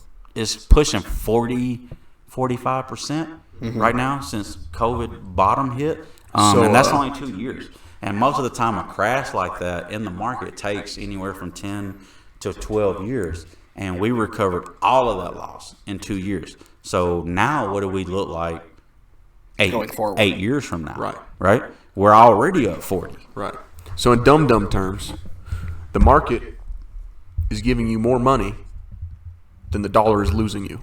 Listen, if I can keep it as simple as possible, if you honestly think you should get paid, pay your bills, and put your money into a savings account and save, you will be broke. Okay, what's your return on the average savings account? About 0.05%. Yep. So That's ass. if you had Basically $1 nothing. million in your savings account right now, they would give you $5,000 a year. Let that sink in. Meanwhile, I that don't $1 million know how is only many worth of $950,000. y'all have $1 million in your account, but I sure as fuck don't. But I'll tell you, if you was to put that same $1 million into the market without doing any kind of research, any kind of trying to be an investor, just simply put it into an Make index 100,000. fund, you would make about a 180 a year. 180. A year. A year. So that just off of And that's the just money the index funds. Exactly. Then that's just off of index funds. We ain't talking about like how to make different money off of being in dividend stocks, how to use options to increase we're like that's just bare minimum. That's bare minimum. Like I don't want to do anything except put a couple of $100 over here every couple months for the next couple of years. No, I shouldn't say couple. Next couple of decades, 20, 30 years. And I want to retire with a couple mil. It doesn't. That's what you do, right? Mm-hmm. It's what you do. Like I said, we just told you if you put a mil into your bank, they're gonna give you $5,000. Right. Not to mention they loaning your money out. Y'all understand that, right? Yes. If they go down, you lose your money. Your money out to anybody who wants it. So if they go bankrupt, oh, by the way, sorry, we loaned all your money out. It's gone. Yep. But that's another subject. So just to be 100% just transparent, very easy. Don't have a lot of money to invest. Get it. Go put some money into some index funds. Take your damn money out of savings. Build you an emergency fund. Build you an emergency fund to take care of shit that you need that could happen around the house. And take your money out of the fucking bank and go invest it. Yep. If you want to have any kind of wealth, go invest it. That simple. Loads of money. Loads of money. Now, Wow, man. I think it's worth adding on just quick to that, to the no excuses, because you were talking about the fractional shares you can own. Mm-hmm. Not only do you have things like that, but any of these apps out there, all of the good ones at least, as far as I can tell, they all have the ability to allow you to do a reoccurring investment. So all you got to go in, you find your favorite index fund, you do $20, $100, $5, $1.50, whatever you can afford. Go in, set up a reoccurring investment. You never have to think about it again. Dude, that's a great point, man. Out of sight, out of mind. That's a great point. So if you want to be one of those guys where you just want to be making a better money decision for you, that's without having to make a decision? Without having to think more than one time in your goddamn life, that's a hell of a way to do it. I mean, it's a lot like that. I don't know.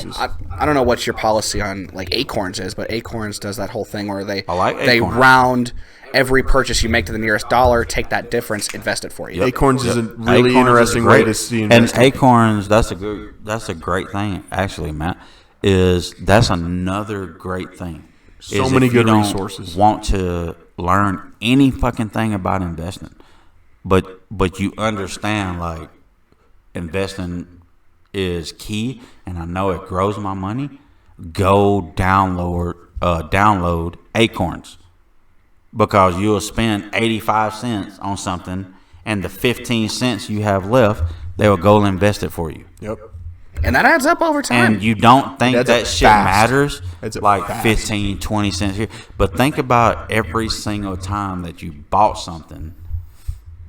That shit is never to the dollar. Like hardly ever. Hardly ever is it exact. Right? So think about every single time you buy something, a couple of pennies here and there are getting invested. Every not purchase sometimes comes with a side of investment. Not sometimes. Every single fucking time you buy something. Yeah, every time I'm going to be a fat piece of shit at Taco, you will at least grilled know, cheese burrito. like, hey, I might have made a dumbass fucking impulse buy, but you know what I do know? The couple of pennies that I had left over got invested. Fuck yeah, you're out running around buying all your Christmas gifts this year because you should be doing it early. Facts. You're out running around doing that shit. Guess what? You're going to buy things, 10, 20 different transactions for all these loved ones that are going to forget about all your generosity 2 weeks down the road. Guess what? At least you had 10 to 20 different investment opportunities. Yep. All done for you. For you. Not even that you did it for yourself. An app did it for you, making it so much easier. So there really is no excuse. There's no excuses, man. You guys got to do it. There is no more excuses. If you want to change what's happening for you in finances, you got to make a change. It's that simple. You can't keep what's the definition of insanity? Albert Einstein once said the definition of insanity is doing the same thing over again, expecting a different result. A different result, right? Absolutely. Keep talking about how much your finances suck, how much you ain't got no money, how broke you are, but then do it again next week. Yep. And do it again the week after. Until you make a fucking change, nothing is going to change. And I'm telling you guys, I'm proof of that shit. I was in there the same exact way. All right. Where do we go from here? I don't know. Man. You know what? We talking football.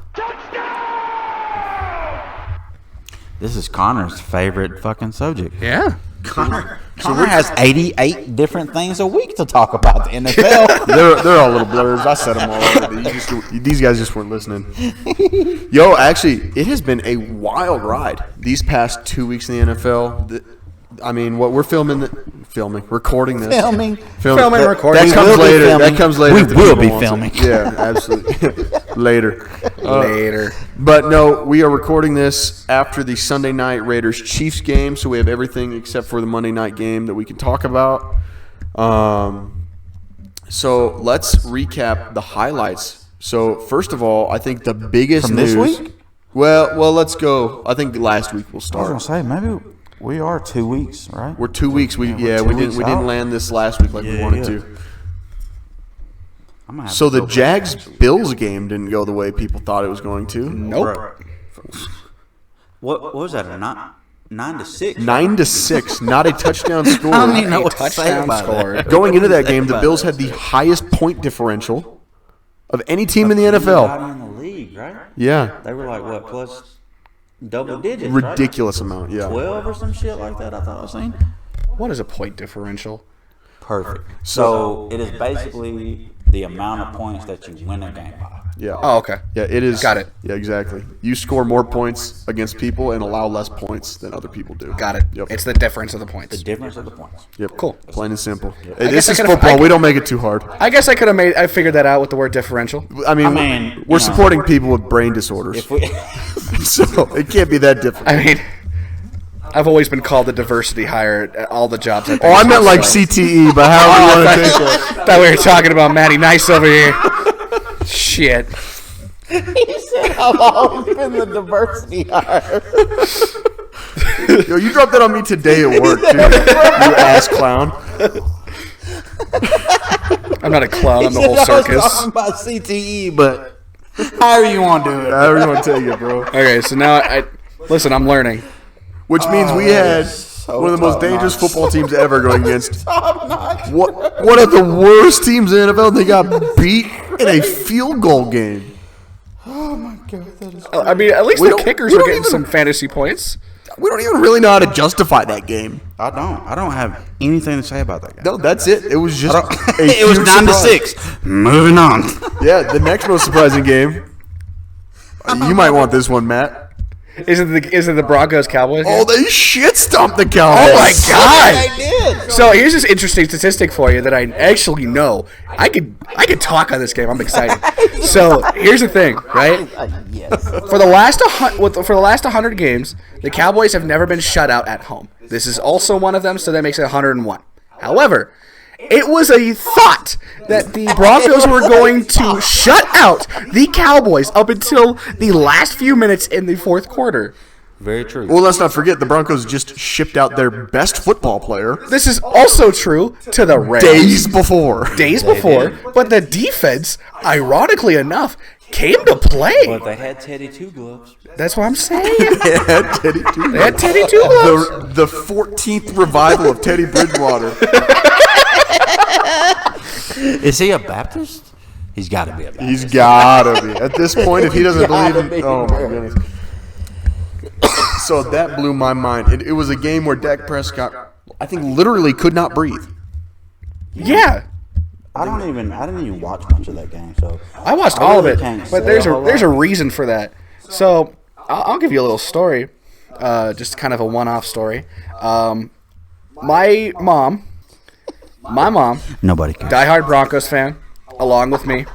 Okay, This is actually a decent little funny story. so Oh, is this the Jersey story? no. You're on the So Jersey Shore? no. So my mom, diehard Broncos fan. She grew up in Denver. I'm a diehard Broncos fan. I'm from Boulder. You know, rep your hood.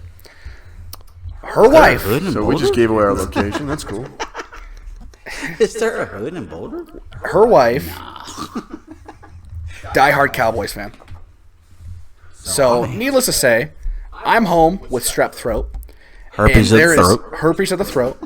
I mean, no surprises there. And listen, never date a woman from Douglas, Wyoming. Anyway, Oh, Christ, man. Shout out. shout out Douglas, Wyoming. That ain't gonna work.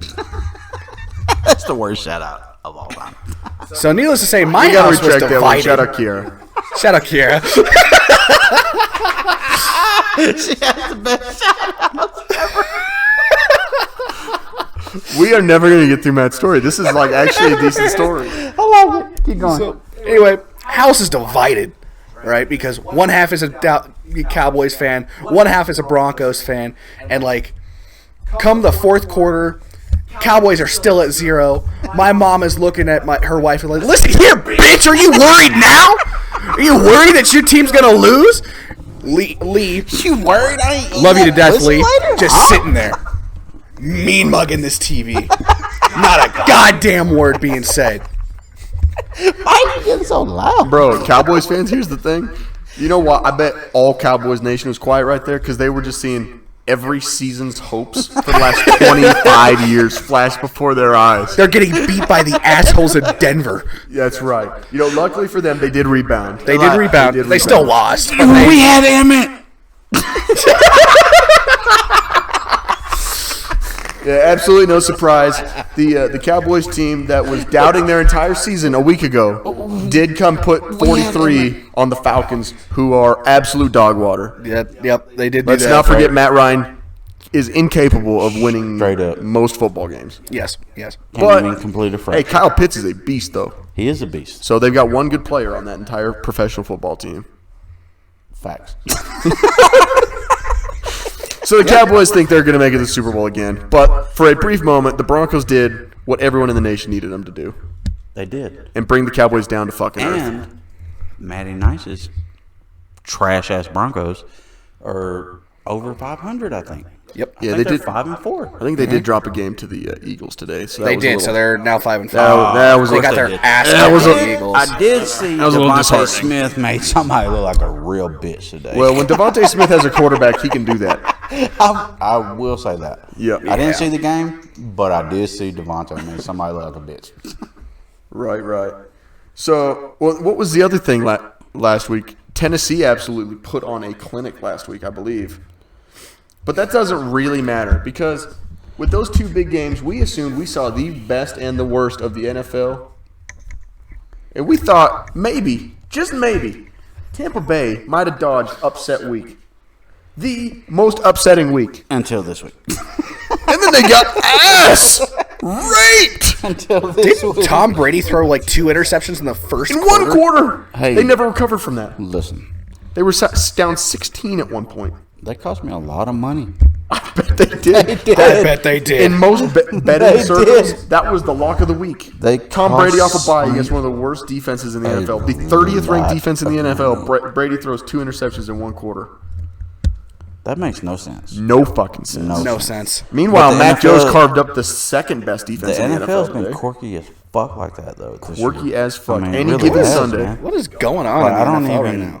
We talked about then it before. the like, winless we could Lions. kind of name the best teams. We will not talk about the winless Lions. So the winless Lions. Listen, I will unplug your shit. I'm going to last I week. will unplug I'm going to your last shit. week. I'm going Okay, to last last week is cool. Yeah, so Last the week winless cool. Lions last week, they were actually on a bye week. But to have another screaming Well, match. so the Lions were on a bye week last week. Oh, they won. Well, they lost 27 to 23. Oh. But the good news is The bye week they is came a back and beast. didn't win this week. Yeah. Thank God. Because you can't have shit in Detroit. They also didn't win this week. But the better news is Can't have shit in Detroit. Can't have shit in Detroit. the better news is we learned that the Pittsburgh Steelers also cannot win without Ben Roethlisberger. Let's see. Listen. I just wanted to throw that one out there. Yeah, I don't really have shit to say. I don't know how Ben Roethlisberger's looked this bad all year, and then How he's out. do you as a team? I really thought they were going to be better tie? today. Like I really thought. I don't know. Was it Mason Rudolph out there? I didn't watch the game yet. I'm sure. How are they not better without Ben? It would make a lot of sense that we tied with the Lions that Mason Rudolph played. So what I'm learning is if Cam Newton is not with the Panthers next year, the Steelers better go get that motherfucker because they need a quarterback. They need some. Again, they ain't going to draft into one this coming year. That was definitely the feel-good story for me. Cam Newton? For this week. He's back. That shit is awesome, man. That shit is awesome. There's something right about seeing Super Cam back in There is something right Carolina. about seeing him back in Carolina. Man. I didn't even know he scored 2 tutties today, boy. Bro, they dominated the Cardinals. Fire. Not bad. Yeah. That's Carolina fire. came out and proved they are definitely not the fucking 49ers. Damn, they beat the Cardinals 34-10. Oh, they beat the brakes off the Cardinals. The same Cardinals that last week. Kyler Murray, though. No Kyler Murray last week. They beat the brakes off the 49ers. Facts. That was also weird. Who was quarterbacking for Arizona? It was, what's his name? Shit. He's a veteran backup. Well, Colt McCoy, I think. While I look, It's Colt It's McCoy. Colt McCoy, yeah. I want to talk about a quarterback that's also back, but not nearly in the same vein as Cam Newton. Let's talk about Russell Wilson. I thought you were going to talk about Mike White for a second. No. But that's fine. We can talk about Russell Wilson. Let's talk about the Packers-Seahawks game. That was an interesting game. Because I didn't even Rick- watch the game. yeah, I didn't Rick- even know they got shut out. Yeah, until Richard- I think that's the Connor told important. me. I think that's the important. Yeah, we don't want piece. to talk. They We were don't shut want to talk too much about the details of anything. But the most important thing is this is the first loss Russell Wilson has had in the NFL that he's been shut out. out. Yeah.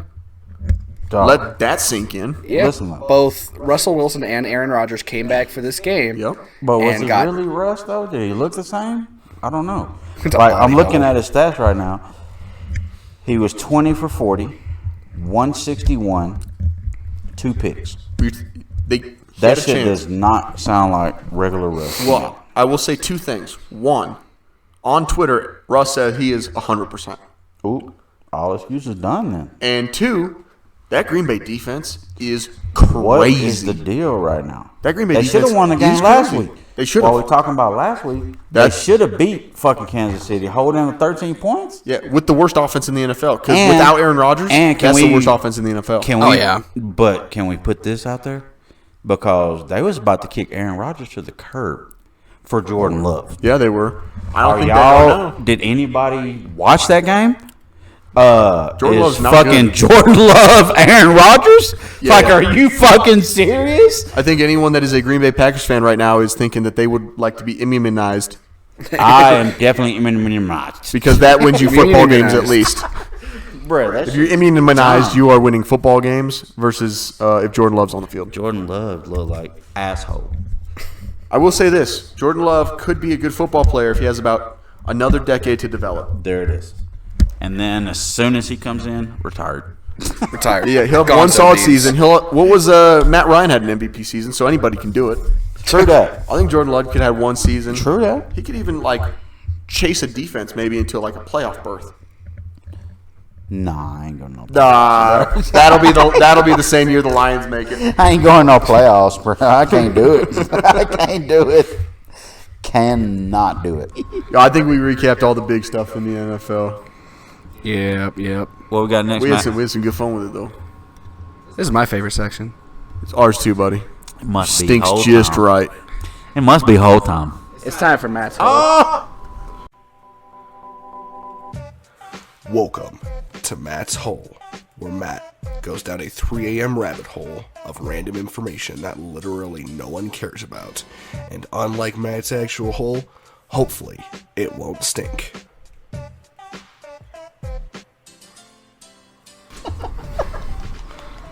Oh yeah, I remember that now. Y'all like history? That was the best part. You say kissing trees? History? Oh yeah, history's cool too. History? What kind of history? U.S. history? Yeah, the history of what? History of what? World War II. Marijuana? Ooh. Maybe. World War II's, man. Maybe. A lot of history. There's a lot of I history. could go to sleep on you. It depends on Yeah, what do we cover? Well, let me give you a story of World War II. You know the best part about the war? it's over. Okay, that's fair. No, that's totally. That's fair. Yeah, I mean, I don't have a good rebuttal for that. Fair enough. What I was going to say is the history no one talks about is the best part about World War II. Yeah. So, Matt's hole. I'll give you a story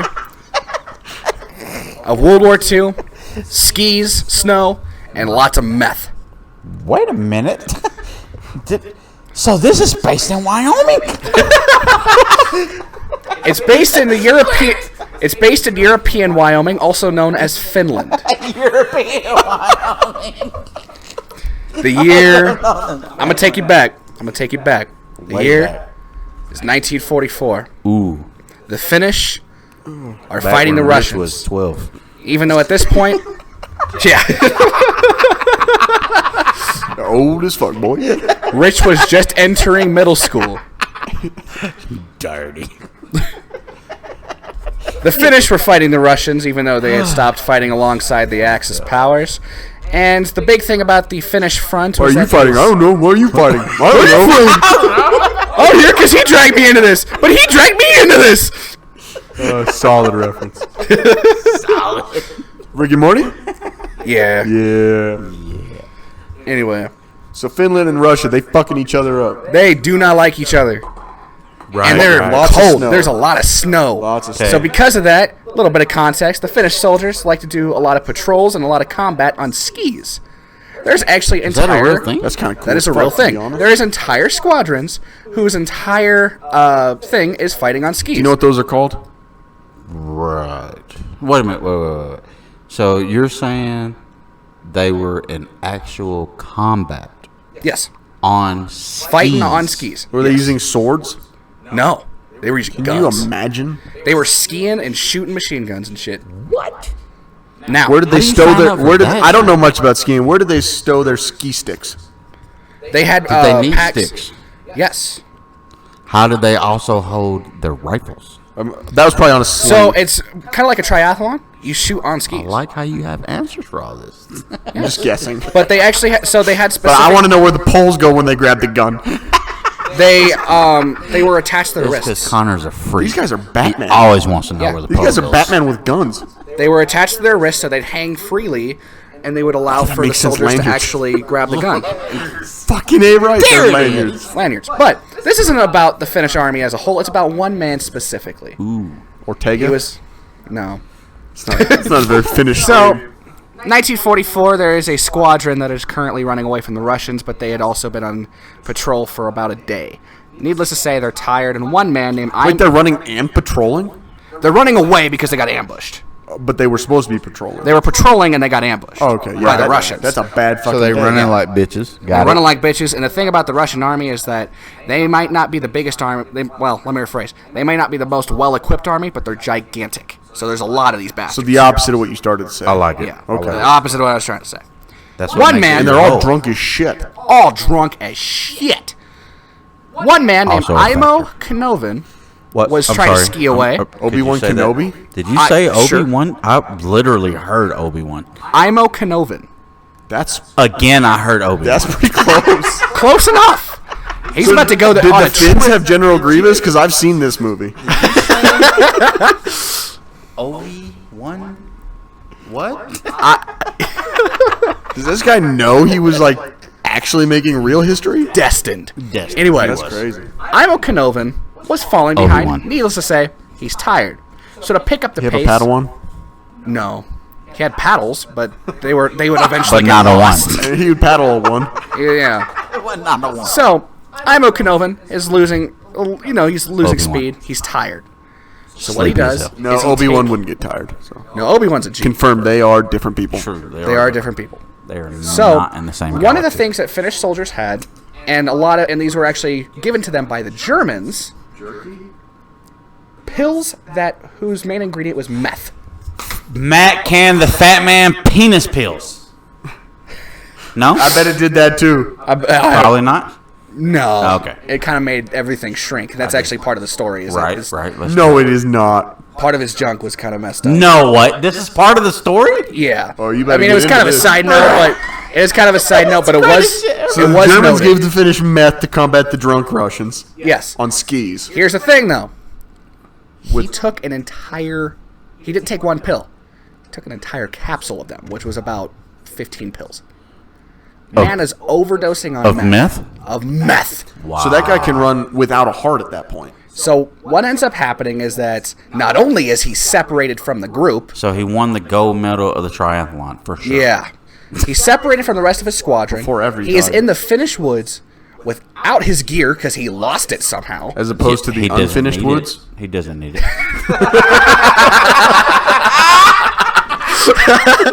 That's the best point of the entire show. God damn it. So he's in the.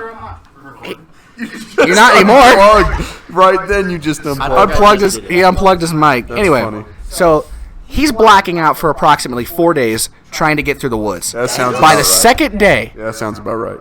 all he How much has. meth have you done? I feel like Joe Rogan had this guy on his podcast. For sure. This the is second Elon day- Musk. One of the. That is fantastic. One of the only memories this man has is skiing through a Russian camp by himself, no weapon. Just skied right through the middle of it. No, what the fuck? Right. The Russians are shooting at him. I think a bullet hit his leg like in a calf. He doesn't need that anymore. Doesn't need it. Doesn't feel it. It's on meth. He's on meth. He is gone. He finds a cabin, accidentally lights it on fire. How do you accidentally light a cabin? He on built. fire? So what had happened? This is the funniest part of the story. And the woods were finished. He couldn't use that.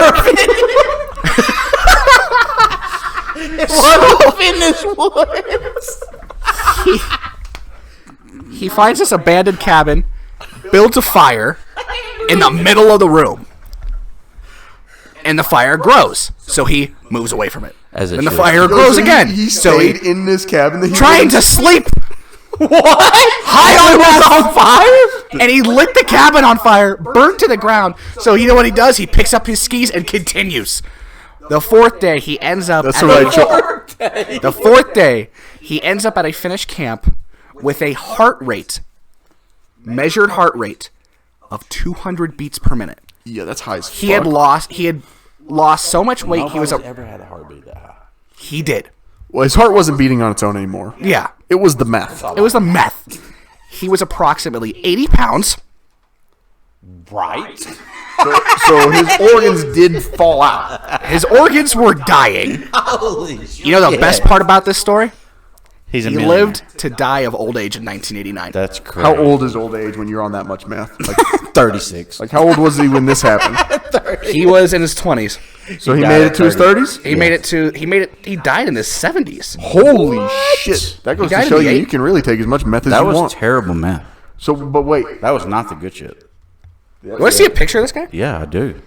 I will show you. There's a very famous photo of him, and I will show you. How do you know that the meth fucked with his junk? How do you know that? Yeah. It was in the medical. It was in the medical report. You look at this man and tell me he has not seen some shit.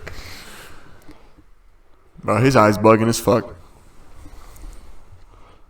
Yeah, that's This is after, I don't. Yeah, that, not directly after. This is like that guy bugging. Is that like a few picture months. from like? I'm pretty sure I 1912? drill with a guy like that. 40s, but yes, because it was World War II. But yeah. So Holy fuck. the meth has been around since the 40s. Oh yeah. Meth Yeah, it was used by. It was, might predate prostitutes. Is there? No, did I hear something one time You're about right. they might have gave meth to soldiers and shit? I think That's different what- that's- governments did I and hear different that? armies. That's have what I. Yeah, Yeah. that's what I was just saying. Different governments and different armies have tried so The many. U.S. different Army things. didn't. The Nazis did. Yeah, that's why we had to build bigger calibers. Because Yes. people on meth do not fall you down could to shoot small them in the calibers. face That's with why. a whole That's why the 45 was invented. Was because it will knock you off of your feet, Solid. especially if you turn that bitch sideways. That makes me think both of y'all gangster as fuck. Both of y'all instantly was like, bitch. Yeah, one of us Squeeze, used finger Jim. guns, the other one. Please, Jim. Both of y'all instantly was just, I will tap a motherfucker. Run your jewels, baby.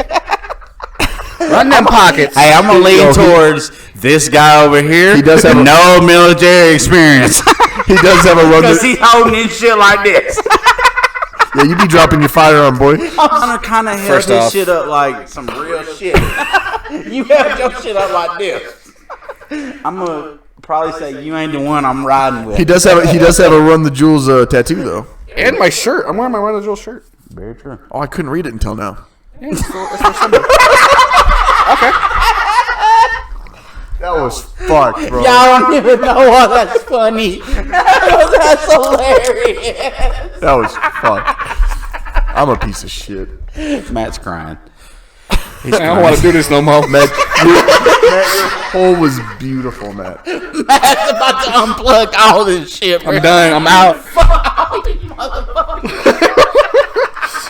Dude, that really goes to show, like, how desperate, like, I am? people get. I am very desperate. That's crazy. Do you want meth I'll take some in the Finnish woods?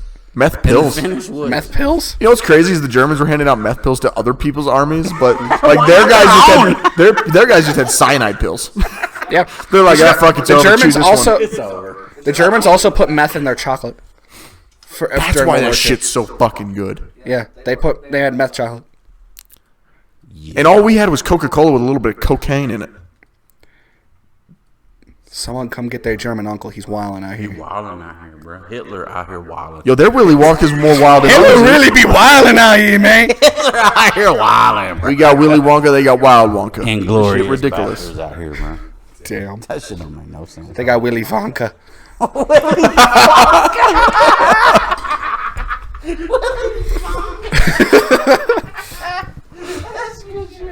Damn, Matt. That was another installment Matt's hole. of Matt's Hole. Well, we're going to do a sports recap. We're going to play a sound. Oh, We do have somebody to call. Sports recap, baby. Sports recap. So, like, what else has been happening in the world of sports? man, there's a whole lot.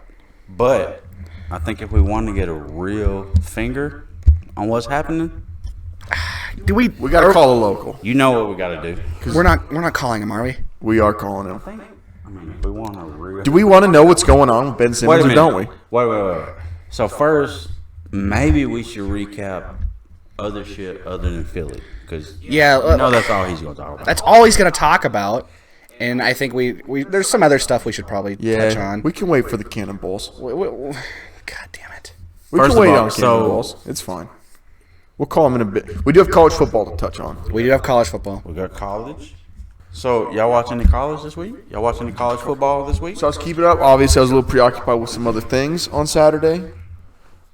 Kid had his first birthday party, so Happy birthday to We the kinda- little Shout man. out Connor's kid. we were kind of tracking on Shout that. out. Happy birthday, Little young man. man. Hopefully, this is Turn around one. for one day for you to He give a shit already about a it. boss. Right. But we were keeping track. We saw.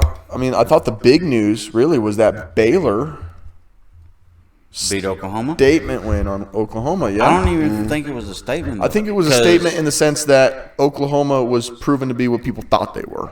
Yeah, that's Right. what I was gonna say. Think about it though, because was it a statement? Like Oklahoma was undefeated, and they were ranked 8. Right. Right? We talked about it on the last show that motherfuckers were literally just waiting. Like Oklahoma's gonna lose. Right. Like we know that every single week. That's why they kept dropping them, because they knew, like, man, Oklahoma. Baylor's unranked going to that game, right? I don't know if they might have been unranked, but they shouldn't have been if they were, because I think they were Baylor's unranked. 7-2 themselves Right. right now. I know they jumped to the 11th spot. Yeah, that's what I'm saying. After that So, and I don't think even a lot of people would know. So, you know who the head coach of Baylor is right now? I don't know. You know who the head coach of Baylor is right now? No, but I could find out. So, you guys remember that LSU just won a national title, right? Right. Last year. So, the head coach at Baylor right now is Dave Aranda, who was the defensive coordinator at LSU when they won the national title. Oh, no shit. Big That's boy job. who's the head coach at Baylor right now. So my man is kind of doing some things, to be honest with you, man. Sure. Baylor's relevant as fuck, like you just said. I mean, they're, what'd you say, 11th, right? They 11. They jumped to 11, yeah. They jumped to 11, and like they're going to have a couple more chances. So they beat Oklahoma. I don't know if they have a chance to get into the title game or not. with that win, but I know they got to be right there. Right. Like I said, because they only have 2 losses themselves. Right. So they're right there to win the Big 12 championship. So do I think they're getting a playoff or anything? No, just because they're Baylor, right? Right. They're Baylor, and even if they have the resume to make it, the thing that'll kill them is we'll be like, oh yeah, but the only relevant team you guys really beat was Oklahoma, and we all understand that Oklahoma was weak as shit anyway, right? So we can't put Baylor in there. But I don't think that takes away from the fact of what they did this weekend. I think you're right, man. That's a program changing kind of win for somebody like that. So I just looked it up. I'm not looking at the schedule, but looking at what a lot of these guys are predicting. They're saying Baylor does have a very favorable schedule ahead of them, and it would not be surprised to see them in the Big 12 title game. Yeah, which would be just crazy. just to double down. And that would give them. So, who's on the other side of that? Big 12, Oklahoma State. Yeah, Oklahoma State, which they showed out. Oklahoma State, I think they're top 10 in the college football playoff right now. Yeah, they blew TCU the fuck out. Yep, they did blow TCU out. But I'm telling you right now, You don't just get 60 burgers. One crazy thing. Did y'all see the Auburn game? Anybody watch the Auburn game? No. No, I really paid attention to the Ohio game So against Georgia. Auburn was up 28-3 against Mississippi State in the third quarter. How do I know? Because I gambled on it. Lost. Fuck. 28-3 in the third quarter. Mississippi State scored. I told you we was at work. Remember? I did see this. 40 straight points. I did see this. Mississippi State scored. You know what? I do remember the this. biggest comeback in program history. Yep, I did see that. Down 28-3. Fucking crazy. They won 43-28. Auburn didn't score another fucking point. How does that happen? 40 unanswered, man. They fell asleep. I don't even know. Like I just watched the game last night. Man. How did it line up? Did this happen? Fourth quarter? It was about Them cheerleaders on that other about sideline 6 started minutes. putting some shit in the Gatorade. 6 minutes Must left be. in the third quarter. Auburn was up 28-3. Fucking crazy. And from that point on, it was like Mississippi State just took over the game. That's decisive, too. That's Dude, not some yeah, go like to I'm saying, overtime like and it shit. wasn't even no fluke shit. Like you could say it was some fluke, like they came back and beat us, Right. 31-28. Like, but it wasn't. It was literally like, oh, cool, we spotted y'all 25. Right. Cool, now we're gonna score 40. That's nuts. Like, Uh-oh, it seems like we've had some technical difficulties here at the Out of Left Court studio. For some reason, something beyond my control at this point. Connor's mic just cut out, so who knows what happened? I couldn't tell you. Anyway, fact of the matter is you're not going to hear Connor very well for the rest of the episode, so, sorry, Connor. We miss your beautiful voice already. for real. Matt, So what else is going on in the sports world? Well, you know we got touch going on Philly, which we gotta call him motherfucker. Son of a bitch. we calling him? He's such a dick. He's a douchebag. He's such a dick, bro. He Well, does. it's kind of hard not to, And- but I mean, we got to kind of be honest. It is a good time to talk about the 76ers. They need to get their shit Ben together. Simmons, Joel Embiid. Embiid need Son to of get a their bitch. shit together. All right, I get it. You know what? Fine. The I'll call it. Eagles had a decent. Let me. Hey, who won that game today? Eagles. Yeah. Yeah. So Teddy Two Gloves didn't show up today. Hey, real shit though.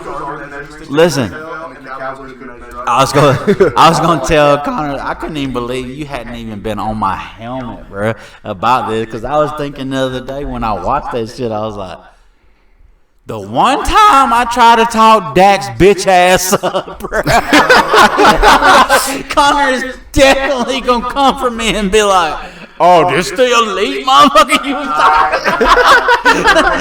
talking Broncos for real? This the motherfucker? Hey man, that was a good game. That was a good game for me. I was like, bro, please don't let Connor say shit. I was like, bro, you. Boy, that shit got you fucked up. That shit got me poor. My God damn, bro. But you know what? My fantasy football team is in it, and I'm hurting. Man, I ain't even checked my fantasy. I've been so hurt about my bets. I ain't even looked at my fantasy. I'm telling you. Gone. Gonzo beans. I want to cry, Bro, I'm telling you. but I can't. All I right. can't. I started Trevor Lawrence today. You know what I'm saying? Just for context, I started Trevor Lawrence today. Just throwing that out there. Alrighty, I got son of a bitch. I got his God damn it. I got his number pulled up. I'll go ahead and call him. Hold on. Guaranteed. You don't have to talk to him. That's fine. I'll let you know what. I'll put it on Something stupid speaker. as fuck, bro. Like, I'll put it on speaker. I'll let you guys talk to him. All right. bro, I can't even do it. Connor, it's you this week, man. I talked to Cannonball last week. I can't do it. It is a shame. This fucking guy, man. Look, he can't even pick his fucking phone up. Hey, what you doing? I'm trying to stuff this broad from Turkey like it's goddamn Thanksgiving. What do you want? God damn, Cannonballs. Fucking Cannonballs. God Hey, damn. buddy, you got a minute for the podcast or no? Of course I have a minute. I hate being on this damn show, but doesn't look like I have much of a choice. You already got my chub down. Fucking Cannonballs. We're calling because we need the inside scoop. What is going on with the 76ers? Hey, some goddamn horse shit. First off, Joel Embiid gets Rona. It's horse shit. It's a fake disease anyway. Why not happen? I couldn't tell you. It's probably for some goddamn government assistance check. Who knows? Cannonballs. I'm pretty sure Embiid doesn't need a fucking government check. He Hey, you makes don't know. $40 million a year. He donates to the kids. Maybe he does. I couldn't tell you. All I know is that Joel Embiid gets Rona, and all of a sudden I'm losing money on bets. I can't buy cheesesteak. It's horse shit. It is hard to win without Joel Embiid. He's, Especially when Ben Simmons is doing what now? don't even get me started. I need to know. Please let it. What the fuck is going on with Ben Simmons, Cannonball? What the fuck is going on with Ben Simmons? So Ben Simmons, mental health bullshit. Now, if you say that depression's real, I think you're a piece of shit. It isn't real. All right? Anxiety, depression, schizophrenia, it's all made up by the government in order to make Bryce Harper look bad, I'm pretty sure. Anyway, so Ben Simmons tells the league, "Hey, I'm gonna take some time for my mental health, huh?" And they're like, "No, you're not. You're contractually obligated to play this goddamn basketball game, this child's game, like you're Will Smith in Philadelphia." Fresh Prince, I like it. Fresh Listen, Prince. Cannonballs. Yes. Do you need Ben Simmons to win a championship in Philly? Arguably, possibly. I believe them and Joel Embiid and Curry are the three guys we need. So when do you think they should trade Ben Simmons? Is it too soon?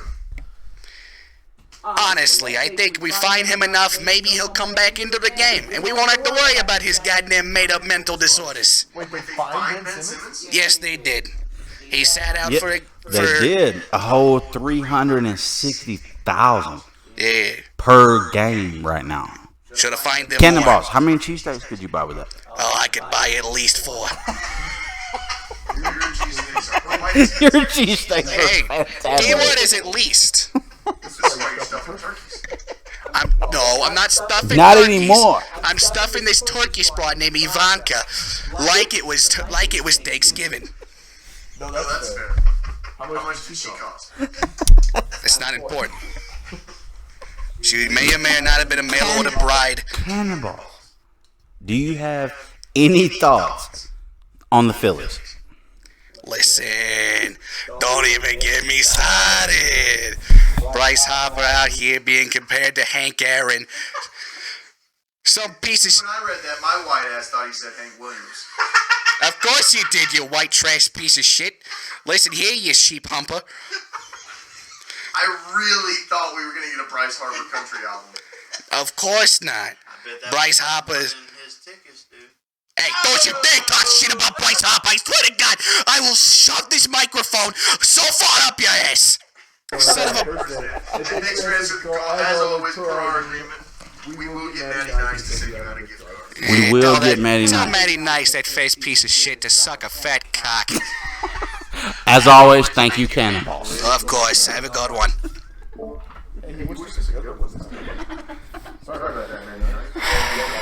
Yeah, well, it is what it is. Listen, Matty Nice. He ain't getting shit from me. Matty Nice. I'll see him at Christmas. I'm going to need you to really appreciate Cannonballs because he is a fucking essential part of the show. Send that motherfucker a $10 chili. You know what? Why don't you just hire him? We can't afford Cannonballs. Matty Nice.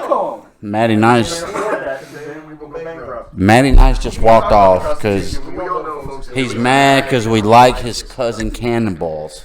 He's from Philly, man. His hometown hero is a made-up boxer. That is He's like, oh, I like Rocky Balboa. Suck my dick, Matty Cannonballs. Hey, Rocky's a fucking legend. Don't you forget it.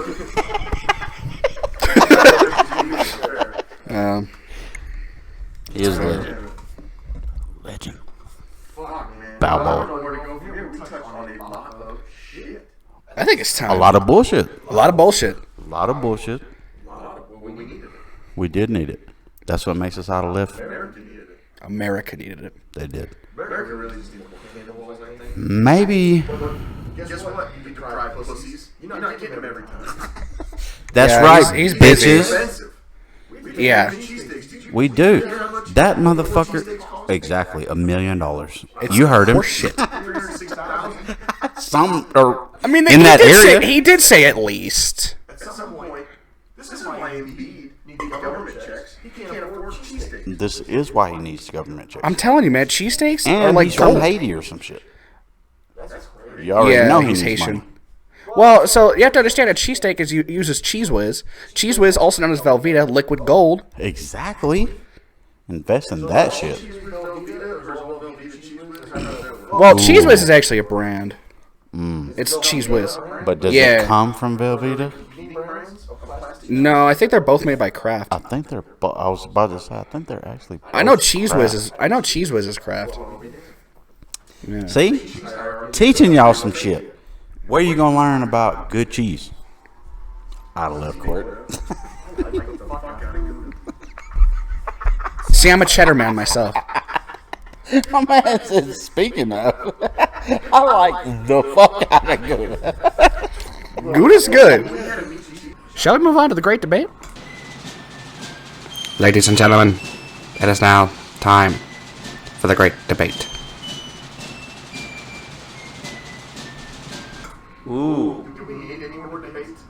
There was a lot. There was a lot of debate, but this is the actual debate. This is the great debate. This is going to be a lot of you guys. Nah, I feel like you're gonna have some. I think you should. I feel like you're gonna have some knowledge unexpectedly. Yeah. I get back. Yeah, he is white, so This is what we just say fuck it this week. I ain't got none. We ain't got shit. we ain't got shit. We're going on to the great debate. Debate time. What we debate? This is a big one, honestly. First, This is fucking huge, to be honest. Who? Me and hip Mike hop. actually might throw hands, just so y'all are prepared for that. Who in hip hop is the greatest storyteller? Now, we want to differentiate lyricists from storytellers. There is a fine line. Got to.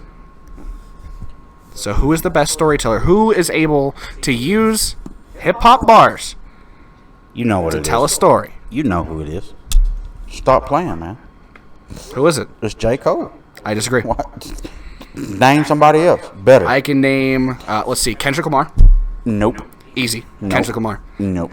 Has 2 of the greatest hip-hop Kendrick albums Lamar is way more on the lyricist type of deal than He's a great lyricist. He's a great storyteller. You're going to look at me. Listen to this, though. So, we're talking about who's the greatest storyteller, J. Cole or Kendrick Lamar. But who's going to feature on whose album? Is it Kendrick Lamar featuring J. Cole? Or is it J. Cole featuring Kendrick Lamar? It's J. Cole's the feature. No, he's not. Oh, I disagree. No, he's not. No, J. Cole's the They're feature. about to put an album out together. Really? J. Cole's album featuring Kendrick Lamar. No, I honestly think J. Cole would be the feature. And here's the thing. False. Yes. Anyway. Kendrick Lamar is a great lyricist, great storyteller. Yeah. So, now we got 2. All I know is what my ears tell me. And between those 2, I prefer J. Cole's storyteller. So, Why is that? Just out of curiosity. Like, Okay, look, I'm Mr. Professional Music Ears, fucking trumpet tutor, some shit. Sure. what he said. But what I do know is when I listen, and I listen to J. Cole, I listen to Kendrick, I can visualize exactly what J. Cole is saying. Which is all about storytelling. Kendrick, often, and this is who goes to him too, but oftentimes Kendrick, he will go right over my head, and all of a sudden, I'm in the middle of painting a picture, and then I'm trying to start a whole other picture. Yeah. And that could be me just not connecting it, but because I, as the language, cannot connect it, I have to give it to J. Cole. see, and here's why. In that specific battle. Here's why I disagree. And I want to use Kendrick Lamar's album "Good Kid, Mad City" as an example. "Good Kid, Mad City" told the story of Kendrick Lamar growing up in Compton and the struggles he had As a crackhead. as a kid that grew up in mid-90s Compton, which was a shit show, needless to say.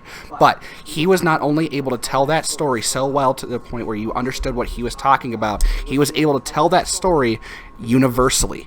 Bruh. And tell a story that you, as someone who didn't grow up in Compton but grew up as a kid, say, in a working class family, in a super messed up situation, can relate to. So I don't deny that, but I would say it's relatable to black kids that grew up in the hood. It is, but I'd also say that "Good Kid, Mad City" as an album is relatable to almost anyone. The difference for me is, like I said, I agree with you that all that shit about Kendrick is true. But a lot of the shit that Kendrick spits about, if you ain't from Compton, you ain't gonna understand that, right? If you didn't grow up in that situation, you don't understand that. Okay, that's fair. J. Cole paints a picture for everybody, right? From somebody who has never listened to his music, to somebody who has never been in the struggle that he's in, to white people who don't listen to rap music, to black people who say they only listen to fucking hood ass music, to fucking ghetto ass motherfuckers that say I only listen to trap music, right? All of them will acknowledge that J. Cole relates to all of them, right? Okay. And to me, I would say you will have those people that'll say, yeah, there's certain people that'll say, yeah, Kendrick's fire because I relate to him, right? I understand what he's talking about. Sure. But you're going to have a ton of people, like you just said, a ton of the shit that Kendrick talks about, we don't even know what the fuck you're talking about. All right. Fair enough. As to where J. Cole, in my opinion, paints it very plainly for everyone. Okay. To be able to get that story. Even if you didn't grow up in that type of environment, he paints the picture for you through his words that you can still put yourself in that situation. Yes. In my opinion. You know what I'm saying? In my opinion. And keep in mind, that is just strictly opinion. As to where that is opinion based. Yeah. As to where, like me, I can also get it as like I can relate to Kendrick because I grew up like that. Sure. Like I grew up hustling, fucking on. You know what I'm saying? That's how I grew up. You know what I'm saying? So I can relate to that. But let me find somebody who doesn't grew up like that or doesn't have any of those intangibles that Kendrick's talking about, they can't really relate to him. You know what I'm saying? As to where they might be like, I don't really agree with everything that J. Cole says or how he grew up, but I can see that shit. When I listen to him, I can see that shit. Okay. So that's my biggest argument. And then against Kendrick, because I have a few more. Another argument that I would throw out is, especially now, like, bro, there is nobody who has more credibility than J. Cole right now amongst his peers, amongst the best in the game, bro. That'll say, dude, this dude is top notch. Like, Eminem flat out came out and said, if you don't put J. Cole in your top 5, I can't talk to you. Yeah, no, that's fair. That's fair. And I don't know anybody, like, if you're a real hip hop fan and you don't put Eminem in your top 5, I don't have shit to say to you. And that's fair. No, and you know what I'm saying? So, sure. No, please. As far as like just storytelling? Okay. I think on an individual song level, I think the argument can be made. What I'm going to say is that J. Cole edges this artist out because I don't think this artist has a complete album. The album tells a whole story. Yeah. That's what I'm telling you. You need to listen to Forest Drive, bro. If you think like it's all right. Anyway, as far as the storytelling goes, it's pretty. Yeah, and there's always that preference. There is always that preference. And I'm a massive fan. Joiner. He will be. I'll say that. I'll say he will be. It's that album piece for me that's keeping. It is that album piece. They're keeping it. His videos, his individual songs, it's all there. Sure. Yeah, sure. I agree with that. I agree with that 100%. He needs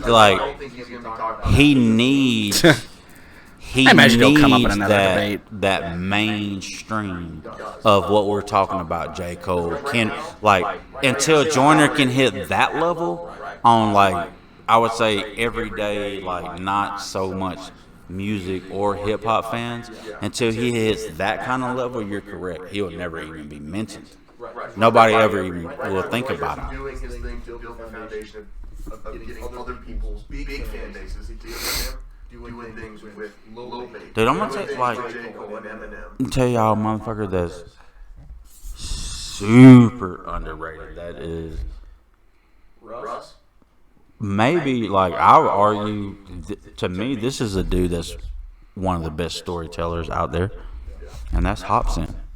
Hopsin is incredible. Was that your next guy? No. You hate Hopsin? I cannot stand Hopsin. Bruh. How? No, I actually kind of enjoy that song. But here's the thing. Well, speak on it. Hopsin, before I get into it, I always have respect for Hopsin because he is an independent artist as they come. Yes. I will always respect that. That puts him on another level. I saw him on the Independent Grind Tour with Tech 9. He throws a pretty decent show. Not the greatest. It was all right. All right. One of the cheesiest rappers in the game. Easily. See, I don't. I cannot take him seriously. I don't. You want to say why I don't think he's cheesy is because he takes all the what you're saying about him right now, and he integrates that shit into his songs. The fact of how everybody talks about how his whole style is literally tell me why you don't think I'm a bad motherfucker. Now I'm gonna go make a song about that. But the thing is my thing is when it's not implemented well. Like you were talking about, you have to respect that every label in the game has tried to sign Hopsin. Yeah. Every label in the game has wanted my man.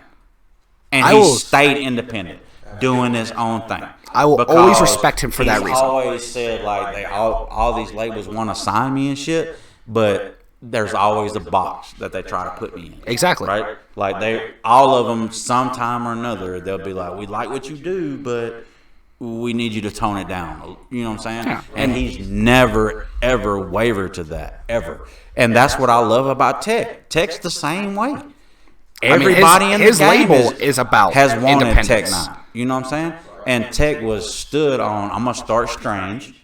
I'm going to do shit my way. I'm going to treat artists, right? Because that's his big thing is I'm going to treat artists the way other companies don't treat artists. Exactly. Right? So he stood on that. And he's made, like, because I'll argue that for me, Tech is not that dude. He's not. He gains so much respect because of what he has stood on. His beliefs and who he is as a rapper, he just hasn't changed. No. And he's made motherfuckers like, dude, eventually my consistency and shit is going to take over and you will appreciate me. Eventually. Right? And that's where we're at now with Tech 9. Right? Everybody now is like, dude, you got to respect him. He's been in the game long enough. You respect him because of his impact on the game. That's what I'm saying. But still, though, you sit 10 true hip-hop motherfuckers down, how many of them you think really going to name Tech 9? I sure wouldn't. I love Tech. He's not my top You know what I'm saying? 5. They're just not. They're not going to. Yeah. And he does. He has- and he's got bangers. He's He's got some bangers. Had Tech had one genuinely He's like, got some classic bangers, album. bro. He's got some bangers. His impact on the game is unquestionable. You know what I'm saying? What he's done for other independent artists, unquestionable. You know what I'm saying? But for me, like, sit me down and be like, cool, give me, and you could go any way. Give me 10 best storytellers. Give me 10 best lyricists. Give me 10 best rappers. Give me 10 most impactful. I would never name Triggers or Tech in any of those situations. I'd say he's impactful, but Not top 10. I would say he might be number 1 impactful for independent. If you want to go in that avenue. sure, okay. But no, I don't. Back to the original idea of the storytelling thing. I do not think Hobson is even applicable for this conversation. Okay, so name somebody else. We only got 2 right now. Okay. We only So, got Cole hold on. and Kendrick. Are we talking Lamar. about all? That's it. Just out of curiosity, are we talking all time, or are we talking in the game right now? No. I'm always, anytime we have these debates, I'm always all time. Yes. I'm Immortal Technique. always all time. Immortal Technique. Immortal is nice. Immortal But Technique. I would almost argue he's more on the lyricist scale, though. I don't know. I disagree. He is not a great lyricist. He tells a story as is. Have you heard "Dancing with the Devil"? That's probably his more popular. From him. That's his I most haven't heard popular everything song. from him. But I know he's nice on the mic. I do know that. Yeah, he's got a good flow. He's not a great lyricist, but he's a phenomenal storyteller. But there's no way in hell you putting him over J. Cole. Oh, I would. There's no Every day way. of the week. That's craziness. That's Every crazy. day of the week. I think J. Cole is a much balanced artist because I'm not going to say J. Cole is a bad storyteller because he isn't. He's a good storyteller. I'm not the biggest J. Cole fan. Don't get me wrong. He's not in my top 5, but I have a lot of respect for him. He is good. Let me put into perspective how I feel about J. Cole. J. Cole to me is decent at almost everything. He has a decent flow. He has decent lyricism. He has decent storytelling. He is a jack of all trades, but a master of none. That is J. Cole in my book, and that's not to discredit the man. So I would have a little bit of agreement with that, but then a lot of disagreement. Because at the same time, I would say, like, I see your side of that where you're saying that, and, like, that resonates with me a little bit. But at the same time, I'm like, I can't let that all the way resonate because there's no way I would just say he's only decent at storytelling.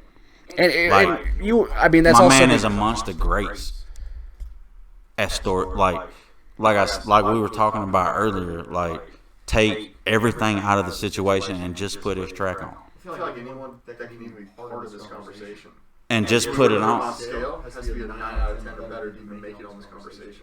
absolutely. Yeah, No, I would agree. Yeah. Which by default makes you great. Yeah. But, like, I don't know if you heard me say what I was saying while you were in the bathroom. My thing with J. Cole, I have a lot of respect for J. Cole. He's not my favorite. He's not even my top 5. But I have a lot of respect for J. Cole. I think J. Cole, I'd argue the same with, like, Eminem, is a jack of all trades. He has a decent flow. He has a decent lyrical ability. He's really decent at storytelling. But he's not a master at anything. So why do you think, like... You don't think Eminem's a master of anything? So I mean, I think Eminem might be a master lyricist, but that's why beside do you the point. think, like, How right do you think Eminem would, like... Somebody like Eminem, like...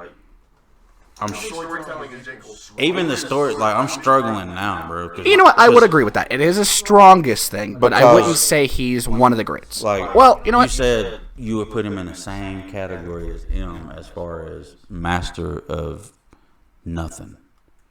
Like, how is Eminem not the master of nothing? master of most things. Like, he literally changed the whole game of, like, Joyner Lucas is out right now because there was an Eminem. Keep in mind, I did His impact is massive, and I did end up And- contradicting myself because I did and- say that Eminem is a master lyricist. And on top of that, the fact that people hate more than anything is, and just throw, like, he's white. Yeah, I mean, that's huge.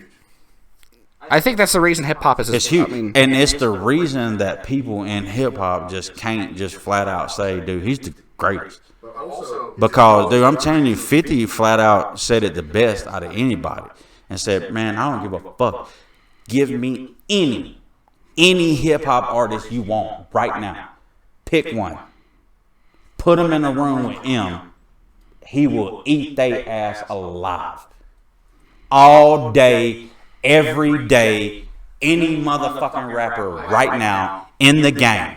Put him one on. Bro, did you see, as a matter of fact, I just read in Rolling Stone where Eminem called Kendrick Lamar to the studio and said, I'm going to check you right now. I'm going to G-check you right now to make sure that you don't have a ghostwriter.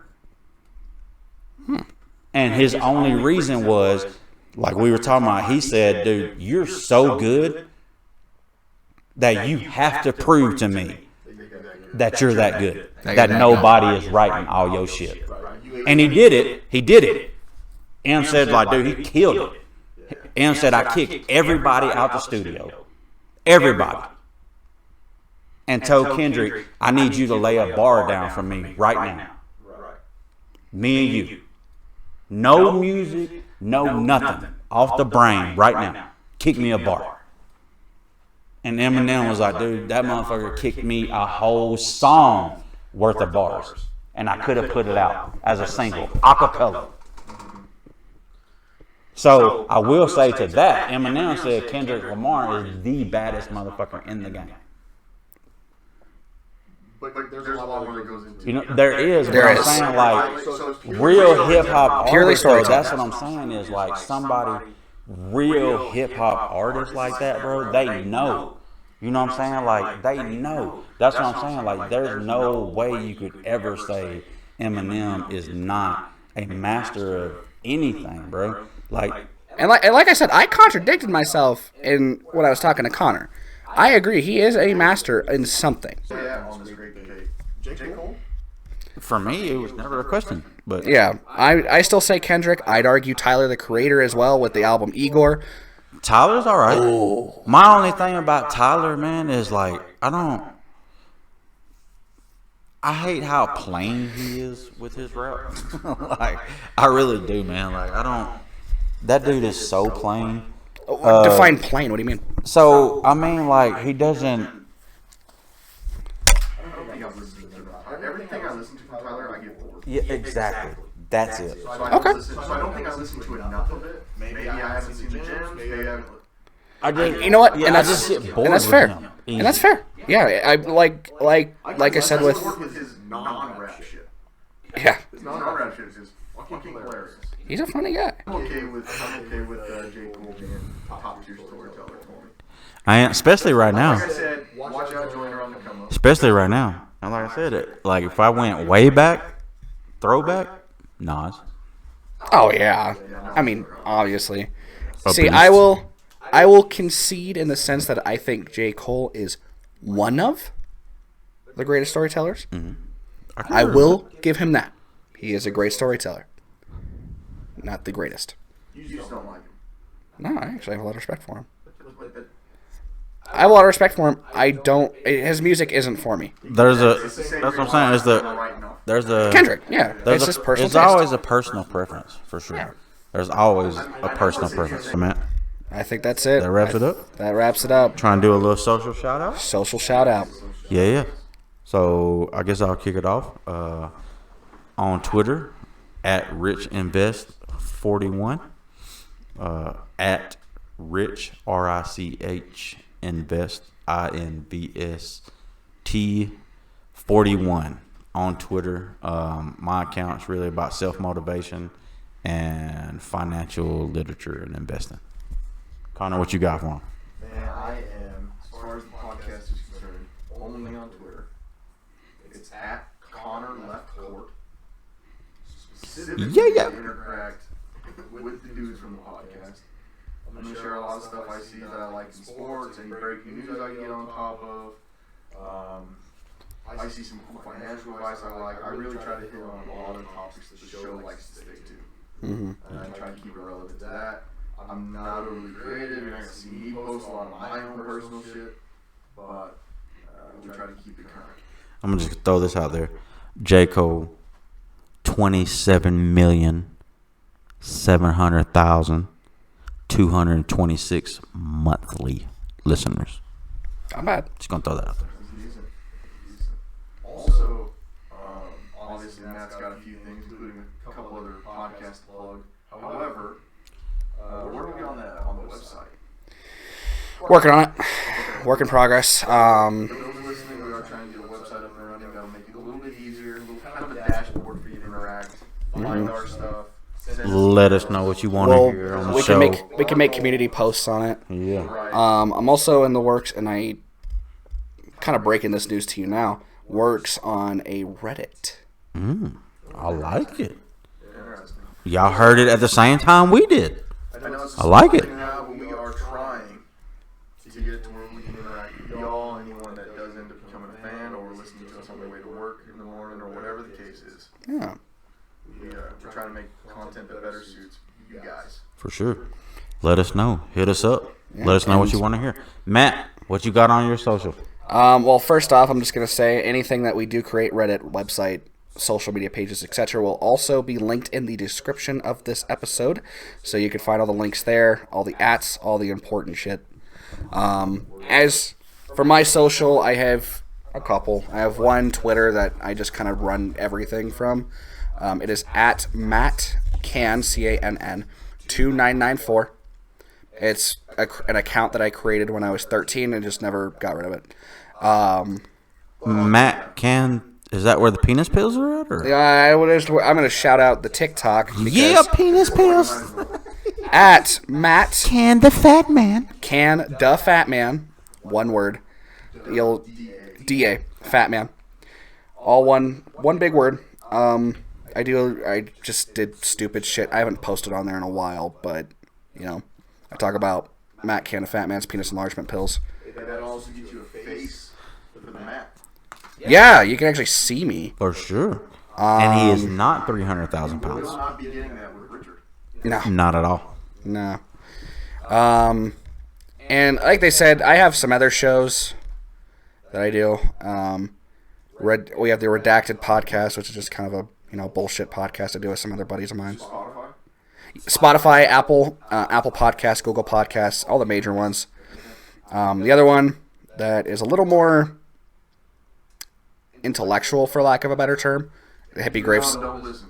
Yeah, I mean, if you are dumb, please do I just listen. fell asleep. Because I'm the diversity hire. Please listen. It's called the Hippie Grave make a Site. I do donation. it with another buddy of mine. We talk music. We talk pop culture. Eventually, we're going to talk movies, but really, it's just music. We interview bands. It's pretty fun. But, yeah, that's really all I got here. Anything else we want to add, gentlemen? That's it. That's it, man. Wow. Appreciate you guys listening, man. We'll holler at y'all next week. Peace. See ya, pimp.